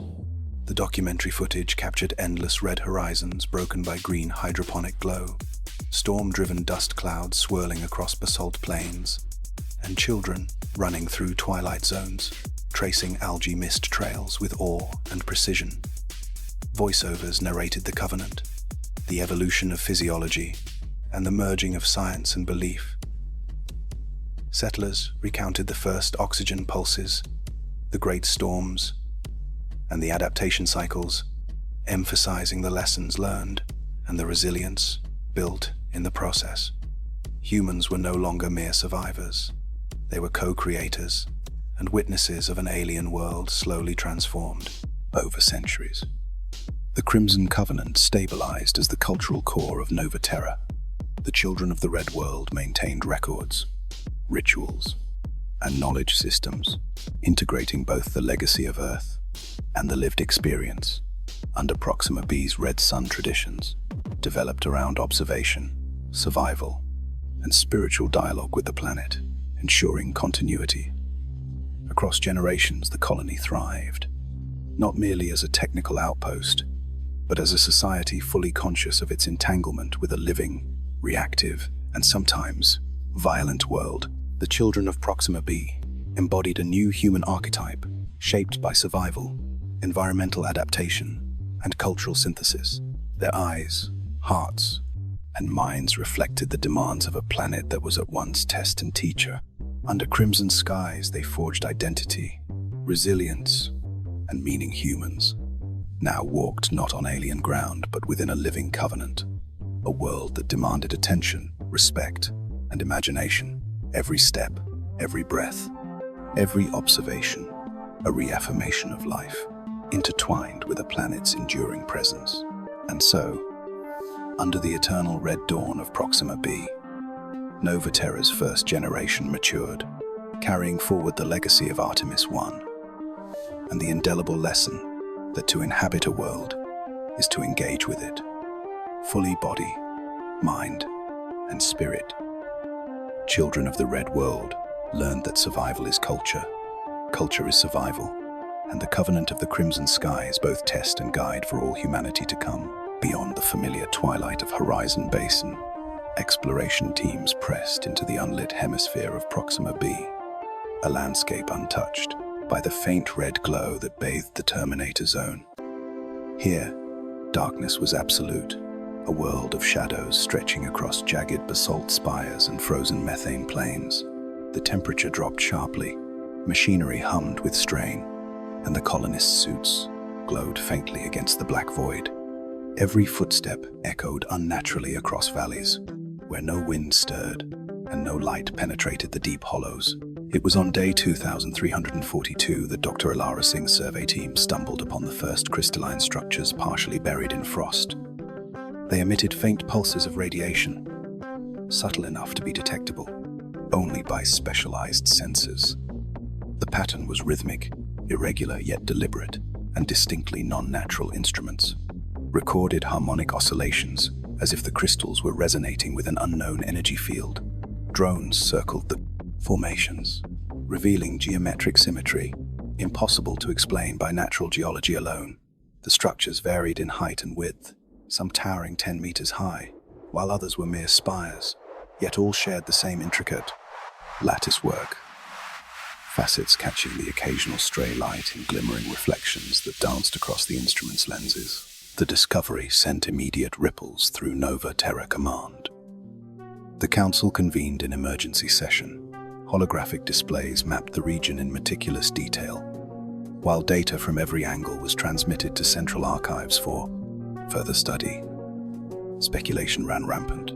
Was this the work of a long-extinct alien civilization? A natural but extraordinarily complex mineral formation, or evidence of a pre-human intelligence that had reached these stars long before humanity arrived? Theories spread quickly among colonists, young and old. Some saw a challenge, others A threat, the very darkness seemed alive, sentient, watching their every move.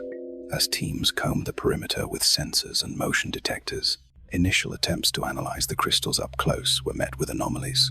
Delicate instruments malfunctioned. When in proximity, others recorded energy surges that dissipated. When personnel stepped back, thermal readings suggested minimal heat generation. Yet local magnetic fields fluctuated unpredictably. Communication signals occasionally distorted when within line of sight. The structures produced no sound but caused drones' cameras to flicker faintly and occasionally display ghosted images unrelated to their actual surroundings. The explorers felt the unease deeply. Subtle psychological effects emerged over hours in the darkness. An impression of being observed, of movement just beyond the edge of vision, not mechanical or biological, something different and unknown. The Colony Council decided for caution rather than curiosity. A secure perimeter was established. Access forbidden, except to a rotating team of scientists equipped with specialized shielding suits and redundant sensors. The rest of Nova Terra was instructed to avoid the unlit hemisphere entirely. The secrecy surrounding the crystalline structures created an undercurrent of tension. Whispers spread through corridors and communal spaces. Children passing hand sensors along shadowed walls claimed to see flickers in peripheral vision. Elders spoke of the watching dark. Tales grew over decades, becoming part of the colony's folklore. A cautionary narrative, reinforcing respect for areas untouched by light, areas beyond the known map. Scientists continued their work, quietly drilling, scanning, and probing the formations. Using remote instruments, crystalline lattices revealed a complex refractive pattern, amplifying and redirecting faint cosmic radiation across the region. Some researchers hypothesized energy storage or long-range signaling as a possible function. Others considered a naturally occurring piezoelectric effect from repeated planetary stress. The structures contained subtle isotopic anomalies, suggesting non-standard chemical formation. Yet no direct traces of manufactured components could be conclusively identified. Every discovery deepened the mystery. The more they learned, the more the darkness seemed to resist explanation. Psychological studies began alongside physical research as prolonged exposure to the unlit hemisphere affected cognition, perception, and sleep cycles. The human brain, accustomed to twilight adaptation, became hyper-aware, hyper-reactive, under complete darkness. Explorers reported intensified dreams, phantom movements, whispered sounds in the mind's ear, and an unshakable sensation of being monitored. Colonists working on remote monitoring stations noted increased stress levels, erratic decision-making, and heightened vigilance among teams. Tasked with studying the site, repeated visits were limited and rotated to mitigate long-term psychological impact. The documentary cameras captured the stark contrast between twilight life and shadow exploration. The red horizon of Horizon Basin shimmered faintly in the distance, while the unlit hemisphere remained an abyss, a void dotted with faint green algae, traces from subterranean vents, yet dominated by the crystalline towers. Resonating silently, the footage showed teams moving cautiously, their suits glowing faintly, sensors mapping anomalies. As drones hovered just beyond human reach, the narration emphasized the alien geometry, the unpredictable energy fields, and the profound psychological strain the darkness imposed, framing it as both challenge and enigma. Over decades, the story of the crystalline structures became intertwined with Nova Terra's cultural identity. Younger generations raised under the Crimson Covenant treated the unlit hemisphere with a mixture of awe, caution, and ritual acknowledgement. Ceremonial offerings of recorded data streams, stabilized energy pulses, and symbolic light markers were performed at a safe distance to honor the presence within the shadows. The Covenant interpreted these structures as a form of planetary memory or consciousness, a message encoded into the very crust of Proxima B, meant to test the patience, ingenuity, and humility of its human inhabitants. Occasionally, anomalies were observed at night from twilight zones distant from the structures. Faint pulses echoed through communication arrays. Strange energy spikes reflected on atmospheric processes, and unaccountable shifts in wind and dust patterns correlated with the crystalline lattice alignment. Some colonists claimed to hear harmonic resonance in dreams. Others reported sudden clarity or vivid visions after exposure to simulators replicating crystal patterns. These reports were treated with careful documentation, yet never fully explained, providing fertile ground for myth alongside science. Military and security protocols were upgraded to manage potential hazards while maintaining research continuity. Teams patrolled the perimeter, drones monitored energy fields, and automated logging systems recorded every fluctuation. Researchers debated the ethics of intrusion, balancing curiosity against the unknown danger of the structures they faced. An epistemological dilemma: how much to probe, how much to leave untouched, and whether the darkness itself constituted an intelligent agent observing, evaluating, and responding to human intervention. Over centuries, the unlit hemisphere evolved into a zone of both scientific focus and cultural reverence. The crystalline towers, though partially understood, remained enigmatic. A silent monument to the planet's complexity, humanity's role became one of cautious negotiation, observation, and ritual acknowledgement. Colonists adapted behaviors, travel restricted to certain hours, data offerings performed ceremonially. Psychological conditioning emphasized mindfulness and resilience under unknown influence. The Covenant integrated these practices seamlessly into societal norms, codifying interaction protocols with unknown alien or planetary forces. Documentary footage from this era juxtaposed bustling hydroponic towers, storm mitigation arrays, and red-lit settlements against the silent, shadowed hemisphere with its crystalline towers. The narration emphasized the contrast: human ingenuity versus planetary enigma, light against darkness, known against unknown explorers, moved with deliberate precision, sensors flaring, drones hovering silently, and every gesture treated as both scientific experiment and ritual act. The psychological tension added drama, a persistent awareness that beyond the ridge, something watched, something enduring, perhaps intelligent, perhaps eternal. Children grew up, learning of the shadows, not as threats, but as teachers' lessons, embedded in daily practice. Observation, caution, and respect became integral to survival and identity. Mythology wove into scientific understanding, shaping how humans interpreted the world under the red sun. The crystalline towers, though never fully explained, acted as catalysts for reflection, innovation, and spiritual practice. Their presence ensured that the colony's narrative remained dynamic, adaptive. Humans coexisted with an alien environment that refused full comprehension and demanded humility, vigilance, and ingenuity. As decades turned into centuries, the shadows beyond the ridge remained a locus of mystery, a constant reminder that even on a world shaped and partly controlled by human hands, unknown forces endured. The crystalline structures, the faint energy pulses, and the psychological resonance all contributed to a planetary narrative where humanity was not master but participant observers of the red world, ever conscious that the darkness was alive in some sense, ever present, and watching their efforts, successes, and failures. Nova Terra persisted, thriving in twilight and shadow, balancing light and dark.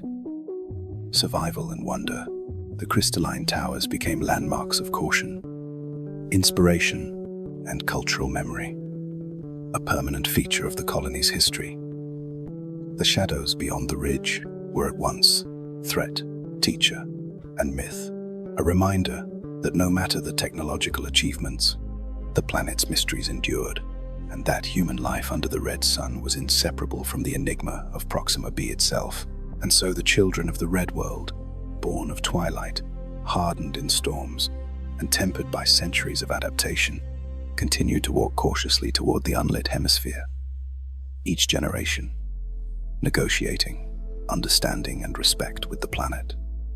The crystalline structures remained silent, radiant, and unfathomable, a testament to a past or intelligence that humans could observe, interpret, and ritualize, but never fully claim a presence beyond comprehension, waiting, watching, and enduring in the darkness of Proxima B by year 3400.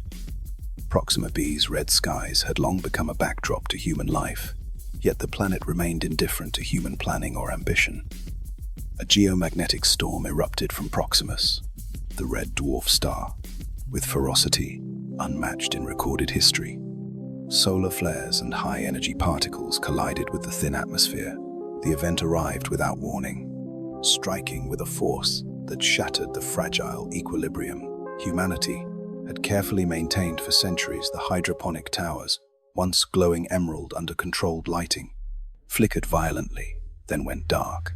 Power grids surged and collapsed. Automated energy management systems short-circuited, and the carefully balanced atmospheric processes that maintained breathable air faltered, sending alarms across Nova Terra. Colonists scrambled as the initial impact was felt throughout the settlements. Emergency protocols activated, but the scale of the storm overwhelmed conventional defenses. The thin atmosphere allowed high-energy particles to penetrate surface structures, damaging electronics, corroding metals, and disrupting communications. The Crimson Covenant, so central to cultural and spiritual life, became a framework for psychological stability as leaders reminded people that survival depended on adaptation, patience, and adherence to disciplined procedures. Fear surged through corridors as crops withered under damaged hydroponic lights, and stored algae growth slowed with interrupted nutrient cycles. Humanity teetered on the brink as centuries of labor risked annihilation in a matter of days. Command, Adebayo's descendants, heirs of the original Artemis, one mission, convened swiftly, invoking the protocols designed for planetary catastrophe. The original Artemis instructions, preserved in encrypted vaults, guided actions with precision. Retreat to subterranean geothermal sanctuaries deep beneath molten rock and basalt layers. Places insulated from radiation, temperature swings, and atmospheric disruption. These shelters, once intended for temporary contingencies, became lifelines as thousands of colonists descended into the underground labyrinths, sealing bulkheads and activating redundant life support systems with tense coordination. Survival depended on discipline, speed, and trust in engineering foresight. Centuries in the making, the surface quickly became uninhabitable.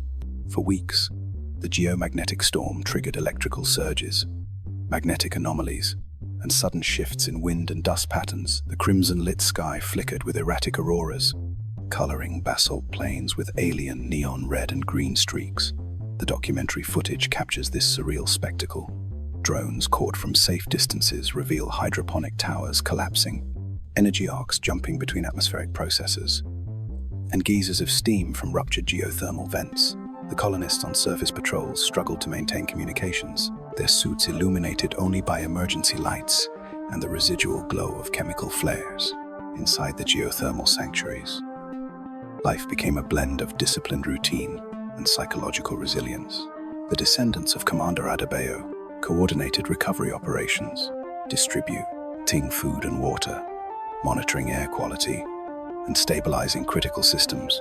Engineers worked tirelessly to repair backup processes, reroute geothermal energy into critical sectors, and maintain oxygen production. Hydroponic units underground, initially small and supplemental, now became central to survival. Green light bathed the domes as settlers cultivated algae, fungi, and engineered bacteria capable of sustaining human metabolism with minimal energy input. The human toll was severe. Thousands perished during the initial storm. As infrastructure failed, crops rotted, and accidents occurred during evacuation. The survivors mourned collectively, holding ceremonies in the artificial glow of geothermal chambers, recounting names, ages, and contributions. The documentary captures silent moments of grief. Alongside the hum of life support machinery, children clutched preserved mementos of surface life, while elders recited tales of Artemis I and the heroic endurance of earlier generations. The Crimson Covenant adapted to include rituals of remembrance, acknowledging that survival was intertwined with loss, and that the planet's wrath demanded humility and respect. Over the months following the storm, Nova Terra's society reorganized itself to optimize underground survival. Long-term protocols emerged for food rotation, air circulation, and waste recycling, the original Covenant principles, now adapted to subterranean life. Emphasized observation of geothermal flux, monitoring magnetic activity, and responding swiftly to environmental anomalies. Education, previously surface-oriented, shifted to simulate crisis management, engineering problem-solving under stress, and psychological resilience. Children born underground learn both the history of the red world above and the practical skills to navigate a planet hostile to surface life. Scientists studied the geomagnetic storm's effect in unprecedented detail. Every sensor, drone, and instrument collected data to prevent future catastrophe. Energy surges were mapped in 3 dimensions, atmospheric particle distributions analyzed, and potential early warning systems conceptualized. Researchers discovered subtle correlations between star activity cycles and surface magnetic anomalies, insights that had been imperceptible before the crisis. This knowledge was incorporated into predictive models, automated shielding protocols, and reinforced structural designs underground. Human ingenuity merged with planetary science to mitigate the unpredictability of Proximus. Meanwhile, psychological and social adaptation became as important as physical survival. The prolonged confinement, stress of near extinction, and dislocation from surface life required careful management of morale. Conflict resolution protocols were enacted, counseling centers established, and the Covenant integrated mindfulness and meditative practices to reduce stress. The children of the Red World learned to navigate not just tunnels and chambers, but human behavior under extreme duress. Rituals of light, observation, and storytelling maintained a sense of continuity, preserving the memory of surface life while reinforcing the need to respect planetary forces. His decades passed. The subterranean population stabilized. The geothermal domes became self-sufficient communities, complete with artificial lighting, mimicking twilight, hydroponic farms, sustaining both diet and culture, and communal spaces for education and governance. Children matured within an environment fully adapted to the Red World's dangers, yet culturally connected to the surface myths.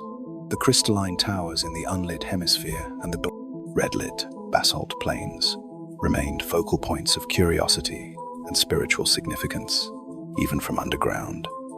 The shadows and distant structures influenced ritual and study, reminding settlers of the planet's vast power and alien complexity.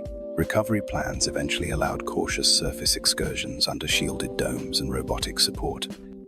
Engineers deployed mobile atmospheric processors, reinforced hydroponic modules, and radiation-hardened vehicles to re-establish contact with the planet's upper crust. Energy grids were slowly restored. Yet, humanity's understanding of Proxima B had fundamentally shifted. The storm had demonstrated that the planet could assert its dominance unpredictably, that life required humility, resilience, and constant vigilance. Every action, every innovation, every ritual underground was measured against the lessons learned from the crisis above. Documentary footage juxtaposes the violence of the geomagnetic storm with the serene, controlled life inside geothermal chambers. Children play among algae towers, while elders monitor atmospheric levels outside, sensors quietly humming the red glow from above, occasionally filtering through shielded skylights to remind the population of the world that bore them. The narrative emphasizes continuity. Despite near extinction, human society endures adaptive, resilient, and spiritually aligned with the planet's rhythms. Survival had been achieved through preparation, courage, and adherence to protocols handed down from the Artemis Initiative. In the centuries following year 3400, the crisis was incorporated into cultural memory, a testament to human ingenuity and vulnerability. The Crimson Covenant formalized underground survival as central doctrine, maintaining observation of star activity, planetary flux, and geomagnetic risk as both spiritual and practical duty. Architecture, engineering, and societal structure permanently integrated the lessons learned. Redundancy, decentralization, and ritualized vigilance became pillars of human civilization.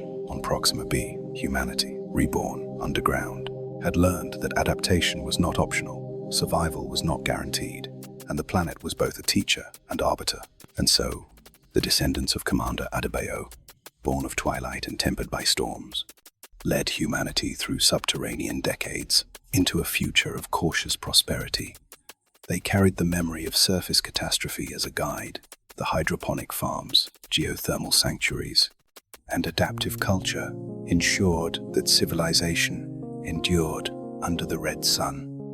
And beyond it, in the shadowed depths of Proxima B, the children of the Red World learned that the covenant with the planet was eternal and survival required humility, ingenuity, and relentless respect for forces beyond human control. The crisis of year 3400 became not just a story of loss, but a story of rebirth, resilience, and the enduring spirit of humanity on a world both alien and home. Centuries after the geomagnetic cataclysm, the surface of Proxima B began to breathe again under the red sun. The relentless storms that once drove humanity underground had diminished in intensity, their frequency and ferocity softened by the centuries-long atmospheric engineering undertaken by Artemis protocols and refined by generations born into the Red World. Thin, breathable oxygen now filtered across valleys and plains, carrying faint scents of alien minerals and nascent vegetation. The hydroponic towers, once confined to underground chambers, expanded across the surface, integrated with newly seeded fields of engineered algae and fast-growing cyanobacteria, forming a patchwork of green that glimmered faintly under the crimson sky. The descendants of Commander Adebayo, hardened by generations of subterranean survival, emerged from geothermal sanctuaries with reverence and caution. Their bodies had adapted to centuries of high radiation, low light, and fluctuating gravity. Denser bones, stronger cardiovascular systems, and eyes attuned to the red spectrum allowed them to walk across the transformed surface with agility and endurance, impossible for their ancestors. Human in origin, yet evolved in physiology, they began to identify as Proximans, a term signifying both continuity with their ancestry and the divergence into a species shaped by Proxima B's extreme environment. Their skin carried subtle reddish pigmentation, filtering light while protecting against residual stellar radiation.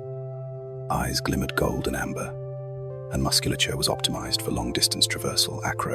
SS, jagged plains. Cities rose slowly, a combination of glass, basalt, and native mineral composites, forming structures resilient to residual storms and surface radiation. The first city, named Solaris Edge, followed natural contours of the valleys with buildings that harnessed wind and geothermal energy, blending with the alien landscape rather than dominating it. Public spaces, once subterranean chambers, now opened under the thin, crimson sky. Marketplaces, education hubs, and civic halls sparkled with light, refracted through crystal facades, reminiscent of the mysterious unlit towers. Discovered centuries earlier, the architecture merged engineering with aesthetics, each structure engineered to regulate temperature, light, and energy consumption, while also creating beauty that reflected the colony's centuries-long struggle with the planet's harsh environment. Agriculture, transformed entirely from the early hydroponic experiments into sprawling green belts of native adapted flora, engineered for human nutrition, yet resilient to Proxima B's conditions. Spiraling terraces captured residual light, channeling it to shaded zones where delicate crops flourished. Microbial communities maintained soil fertility, integrating alien and human-engineered bacteria into a balanced biosphere. These were ecosystems consciously designed for long-term stability, incorporating lessons from early terraforming attempts and the near-catastrophic storms that had once ravaged surface settlements. Every plant, every water channel, and every energy line was an evolved integration of biology and technology. Cultu, Rao life, flourished, alongside physical rebuilding. The Crimson Covenant had matured into a philosophical framework encompassing ethics, science, spirituality, and planetary stewardship. Ritual and tradition merged seamlessly with technology. Celebrations marked the rise of solar cycles, seasonal changes, and the emergence of new flora and fauna. Festivals of light, shadow, and water became central to Proximan identity. Storytelling incorporated both history and myth, recounting the struggles of early generations, the subterranean era, and the enigmatic crystalline structures of the unlit hemisphere. These narratives reinforced a sense of continuity, connecting generations across centuries and underlining the lessons learned from adaptation, survival, and ecological integration. Science and exploration continued at the forefront of Proximan society. Laboratories spread across the valleys, atop basalt spires, and within crystal-lined caverns, researchers studied atmospheric dynamics, magnetic anomalies, and alien microbial life. The crystalline towers, once the subject of fearful caution, became sites of research and contemplation. Their harmonic radiation patterns, enigmatic geometry, and subtle energy resonances offered insight into the planet's geological and possibly intelligent history. Drones mapped unlit hemispheres, capturing patterns of energy flux and mineral composition, slowly revealing a planetary complexity that matched human ingenuity in depth and scale. Children born in the reclamation era grew up fully adapted to Proxima B. Their education focused on understanding the plane, T's systems, developing symbiotic technologies, and cultivating cultural identity grounded in both legacy and innovation. Athleticism, cognition, and creativity thrived in this environment, their bodies perfectly suited for red light, higher gravity, and sporadic magnetic anomalies. They were no longer human in the old sense, but a species evolved through necessity, challenge, and opportunity. They learned to navigate vast plains, monitor energy patterns, and maintain ecological systems as instinctive practice, a testament to centuries of coevolution with their world. Communication and connection with distant humanity became symbolic rather than practical. Messages from Earth arrived centuries late and often contained records of events long past. By the time transmissions reached Proxima B, they were interpreted as historical archives rather than live updates. Proximans integrated this knowledge selectively, viewing it as part of ancestral memory, but not as directives for survival or culture. Their society thrived independently, using advanced quantum communication networks to coordinate internally while maintaining a respectful distance from the lost home planet, preserving both autonomy and historical continuity. The planet itself, now partially terraformed and biologically integrated, shaped the rhythm of life. Its seasons, magnetic flux, and thin oxygen cycles dictated settlement patterns, city design, and agricultural planning. Every human action remained conscious of planetary feedback infrastructure, mirrored ecological principles. Energy grids mimicked atmospheric circulation, water channels emulated natural aquifers, and cities expanded organically, following both geological features and sustainable urban planning. The reclamation era became a demonstration of humanity's capacity to survive, adapt, and harmonize with alien environments over the course of millennia. The crystalline structures, the shadows beyond ridges, and the red horizon retained profound influence on Proximan culture. Ritual observances included pilgrimages to these formations, guided by ethical protocols, ensuring minimal interference and maximal understanding. The towers inspired art, music, and architecture. Their harmonic patterns and refractive geometry became motifs integrated into every aspect of design and cultural expression. Schools incorporated structured observation exercises, teaching young Proximans to interpret subtle energy shifts, geological vibrations, and magnetic oscillations as forms of planetary communication. Science, spirituality, and survival had merged into a singular cultural expression, rooted in respect for a planet that had both challenged and nurtured them over centuries. the narrative of survival evolved into identity. The descendants of the original settlers no longer sought to replicate Earth life, but embraced evolution, transformation, and continuity with Proxima B itself. They were Proximans, not merely human. Their physiology, cognition, and social systems adapted to red skies, volatile weather, and faint but persistent auroras. Their language included terms born of early settlement, subterranean life, and planetary phenomena, creating a lexicon of adaptation interwoven with memory, myth, and scientific understanding. Documentary footage captures soaring vistas, green-hued plains stretching into crimson skies, glass and basalt cities glittering under filtered sunlight, hydroponic terraces cascading across hills, and rivers reflecting alien light. The camera pans across children, sprinting over basalt fields, elders observing energy fluctuations from crystal-lined observation towers, and scholars analyzing microbial ecosystems in laboratory gardens. The narration emphasizes the integration of human ingenuity and planetary forces, the evolution of culture, and the emergence of a species that has coalesced into the environment rather than merely surviving upon it. And so, the era of reclamation marked a turning point in human history on Proxima B. A civilization reborn, not from escape or necessity alone, but from centuries of adaptation, understanding, and cooperation with a world that had demanded respect at every step. The Proximans walked confidently under red skies, their bodies, minds, and culture forged by struggle, survival, and planetary integration. The planet's surface, once alien and threatening, had become home, a living, dynamic partner in shaping the future, a civilization fully aware that survival required harmony, that evolution was ongoing, and that life under the crimson sun demanded both reverence and courage. The new cities, the thriving ecosystems, and the evolved culture reflected centuries of collective memory. The crystalline towers of the unlit hemisphere remained silent sentinels, their harmonic signals a reminder of mysteries unsolved and challenges yet to come. Proximans understood that the Red World would continue to test them, push them, and teach them. Yet, unlike the generations that had emerged from subterranean shelters, these descendants faced the future as a species in symbiosis with their world, confident, adapted, and fully reconciled with the crimson planet that had shaped every aspect of their evolution.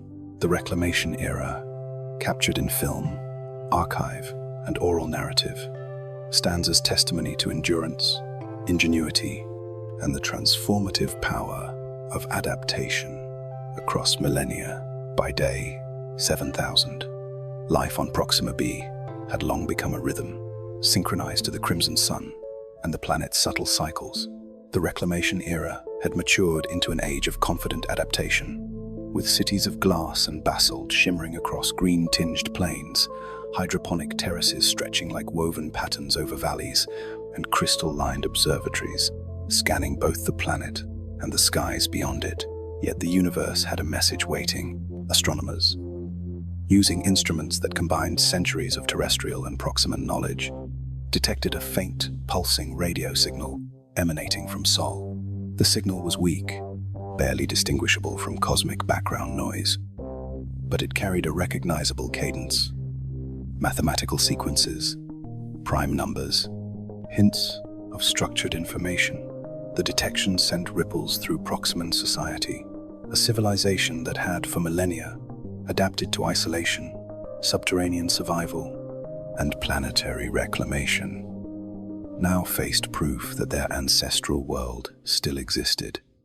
Though centuries older and irreversibly changed by time, the echoes from Sol reminded them of origins, long mythologized, yet tangible, a link to a past nearly forgotten. The initial euphoria quickly gave way to profound reflection. The signal's content was cryptic, containing sequences and modulations that suggested not just survival, but transformation. The frequencies and coded pulses hinted at knowledge, technology, and perhaps social evolution beyond anything the Proximans had encountered. The realization dawned: humanity on Earth had continued to evolve on its own trajectory for centuries without them, and their descendants might now be so altered that communication across the light years could bridge little more than fragments of shared memory. The juxtaposition of survival and divergence triggered a philosophical crisis unlike any faced before. The Proximan Council, descendants of the original Artemis I leadership, convened in the grand observation chambers of Solaris Edge, a room of glass, basalt, and harmonically tuned crystals designed to resonate with both human thought and planetary energy. The council debated at length whether to respond, weighing the cultural, political, and existential consequences on one side. Replying would honor their ancestral connection, reaffirm the continuity of humanity, and potentially rekindle the interstellar lineage on the other. Communication might invite intrusion, risk sovereignty, or provoke misunderstandings, with a civilization evolved beyond recognition. Centuries apart, the moral calculus was agonizing. The council consulted historical archives, Artemis I logs, and the crystallized memory cores embedded across the planet to understand both precedent and risk. While the debate unfolded, society adapted to the new existential horizon. In parallel with daily life, the young Proximans fully adapted to the red light, higher gravity, and evolved biology, engaged with the message through art, science, and philosophy schools, incorporated signal analysis into curriculum, exploring mathematical theory, information encoding, and ethical implications of interstellar contact laboratories, conducted experiments simulating potential signal responses, predicting outcomes, and modeling social reactions. The documentary captures children tracing the sequences of primes across holographic displays, while elders meditate upon the harmonic resonance of the incoming signal, blending logic, intuition, and spirituality in interpretation. After prolonged deliberation, the council reached a consensus. Silence was the prudent choice, a deliberate non-response, aimed at preserving centuries of hard-won autonomy and ensuring the survival of a civilization uniquely adapted to Proxima B. The decision was informed not by fear alone, but by wisdom accrued over generations. The Proximans had learned that their world, though now partially terraformed and fertile, remained unpredictable, and that survival had always demanded respect for forces beyond human control. The same principle applied to the unknown descendants of Sol communication, carried risk not only in technology, but in ideology, intent, and consequence. Instead of transmission, the Proximans created archival capsules containing messages, knowledge, and cultural history designed to be discovered only if and when safe contact was feasible. These capsules, housed within the crystal towers and geologically shielded vaults, combined biological records, mathematical constructs, and cultural artifacts encoded in resilient media. The act of preservation became both ritual and practical measure, ensuring continuity of knowledge without immediate exposure to external civilizations. The choice symbolized a balance between connection and autonomy, reverence for origin and the self determination. Forged on a distant world, philosophical and cultural life shifted subtly in response. The existence of the Sol signal catalyzed new schools of thought, emphasizing duality, the recognition of origins without dependence on them, the affirmation of identity, alongside openness to the unknown. The Crimson Covenant adapted once more, incorporating a principle of silent stewardship, protecting the planet, the species, and the knowledge of humanity, without unnecessary interference. The concept became central to education, governance, and ethics across Proximan settlements, guiding exploration, resource management, and societal interactions. Meanwhile, scientific curiosity surged. The signal, though silent in reply, inspired advanced research into interstellar propagation, signal encoding, and communication.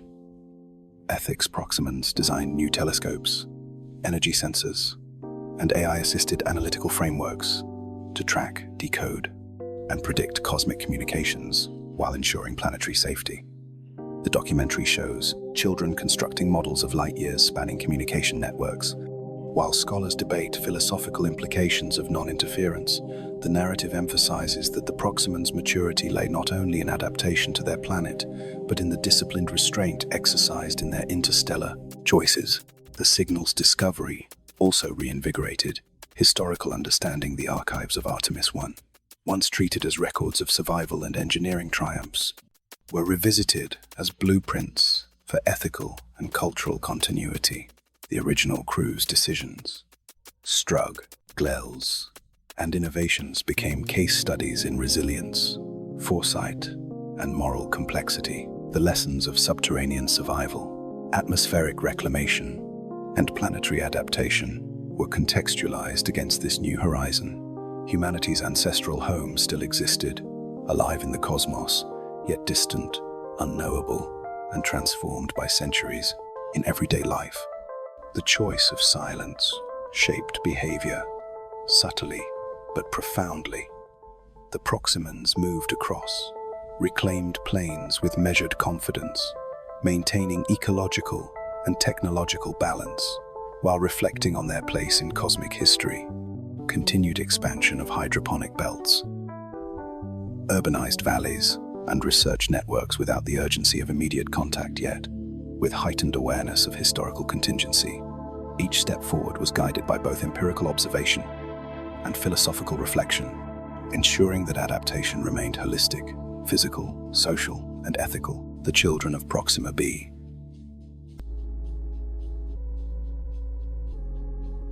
born centuries after Artemis I, internalized both lessons of survival and of cosmic responsibility.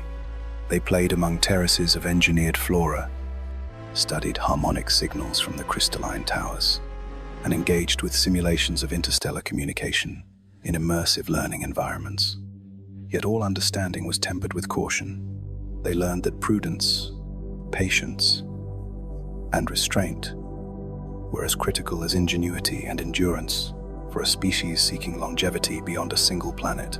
The documentary captures sweeping panoramas of Solaris Edge under the crimson sky, terraces of green flowing between basalt spires, observatory scanning the heavens, and classrooms filled with children tracing mathematical patterns from Sol transmissions. Their eyes adapted to the red light, glimmer with amber and gold, reflecting both curiosity and awareness of responsibility. The narration underscores a central theme. Humanity had evolved in body, mind, and culture on Proxima B, yet retained memory and awareness of origins. The faint signal from Sol was not merely a technical curiosity, but a mirror of what had been left behind, a reminder of contingency, divergence, and the passage of millennia. Over decades, the silence itself became symbolic, a cultural anchor, a testament to the values that had sustained survival and flourishing on a hostile world. The Proximans understood that answering might expose them to unknown consequences, but they also understood that the very act of consideration reflected continuity, wisdom, and awareness of legacy. Their decision, though unspoken across light years, resonated through governance, ritual, education, and art, becoming a defining moment in the species' evolution, a conscious choice of restraint, preserving both sovereignty and integrity across cosmic distance. And so, on day 7,000, beneath the red sun and amid cities of basalt and glass, the Proximans lived with knowledge of their ancestral home, yet fully reconciled with their own existence. A faint signal across the void confirmed that humanity still persisted elsewhere, a distant echo of origin, while the new species evolved, adapted, and sovereign, continued its path unbroken. They had become custodians of Proxima B, stewards of a civilization forged over millennia, and inheritors of a legacy that was simultaneously human and entirely new. Under the crimson sky, the silence itself became a narrative of identity, survival, and the quiet wisdom of those who had transcended the limits of their origins. By 10,000 days, or nearly 3 decades by human reckoning, the Proximans had long surpassed the fragile beginnings of their Artemis. One ancestry, centuries of survival, reclamation, and adaptation had transformed a colony of sleepers into a species, fully integrated with Proxima B's red world. Yet their gaze now turned inward, as much as outward, toward understanding themselves and the arc of their civilization. Philosophers, historians, and archivists convened in crystal-lined libraries and observation halls atop basalt spires. Their task was monumental: to record not only events, but the evolution of culture, identity, and ethics that had emerged over millennia. Footage, holographic archives, and audio reconstructions documented the earliest days, settlers in exosuits stepping onto twilight plains, hydroponic towers glowing green under dim red light, and subterranean vaults housing survivors of geomagnetic cataclysms. Each image was juxtaposed with contemporary scenes of crimson forests, glass and basalt cities, and floating habitats that hovered above terraced valleys, casting long, flickering shadows across alien foliage. The documentary emphasizes reflection as a central theme. The Proximans had become both observers and participants in an evolving ecosystem. Their relationship with the planet was symbiotic, informed by centuries of trial, error, and adaptation. The Crimson Covenant, once a spiritual framework for survival, had matured into a philosophical doctrine guiding governance, education, and research. It emphasized balance between action and restraint, reverence for planetary forces, and ethical responsibility toward future generations. Every city plan, every engineered ecosystem, every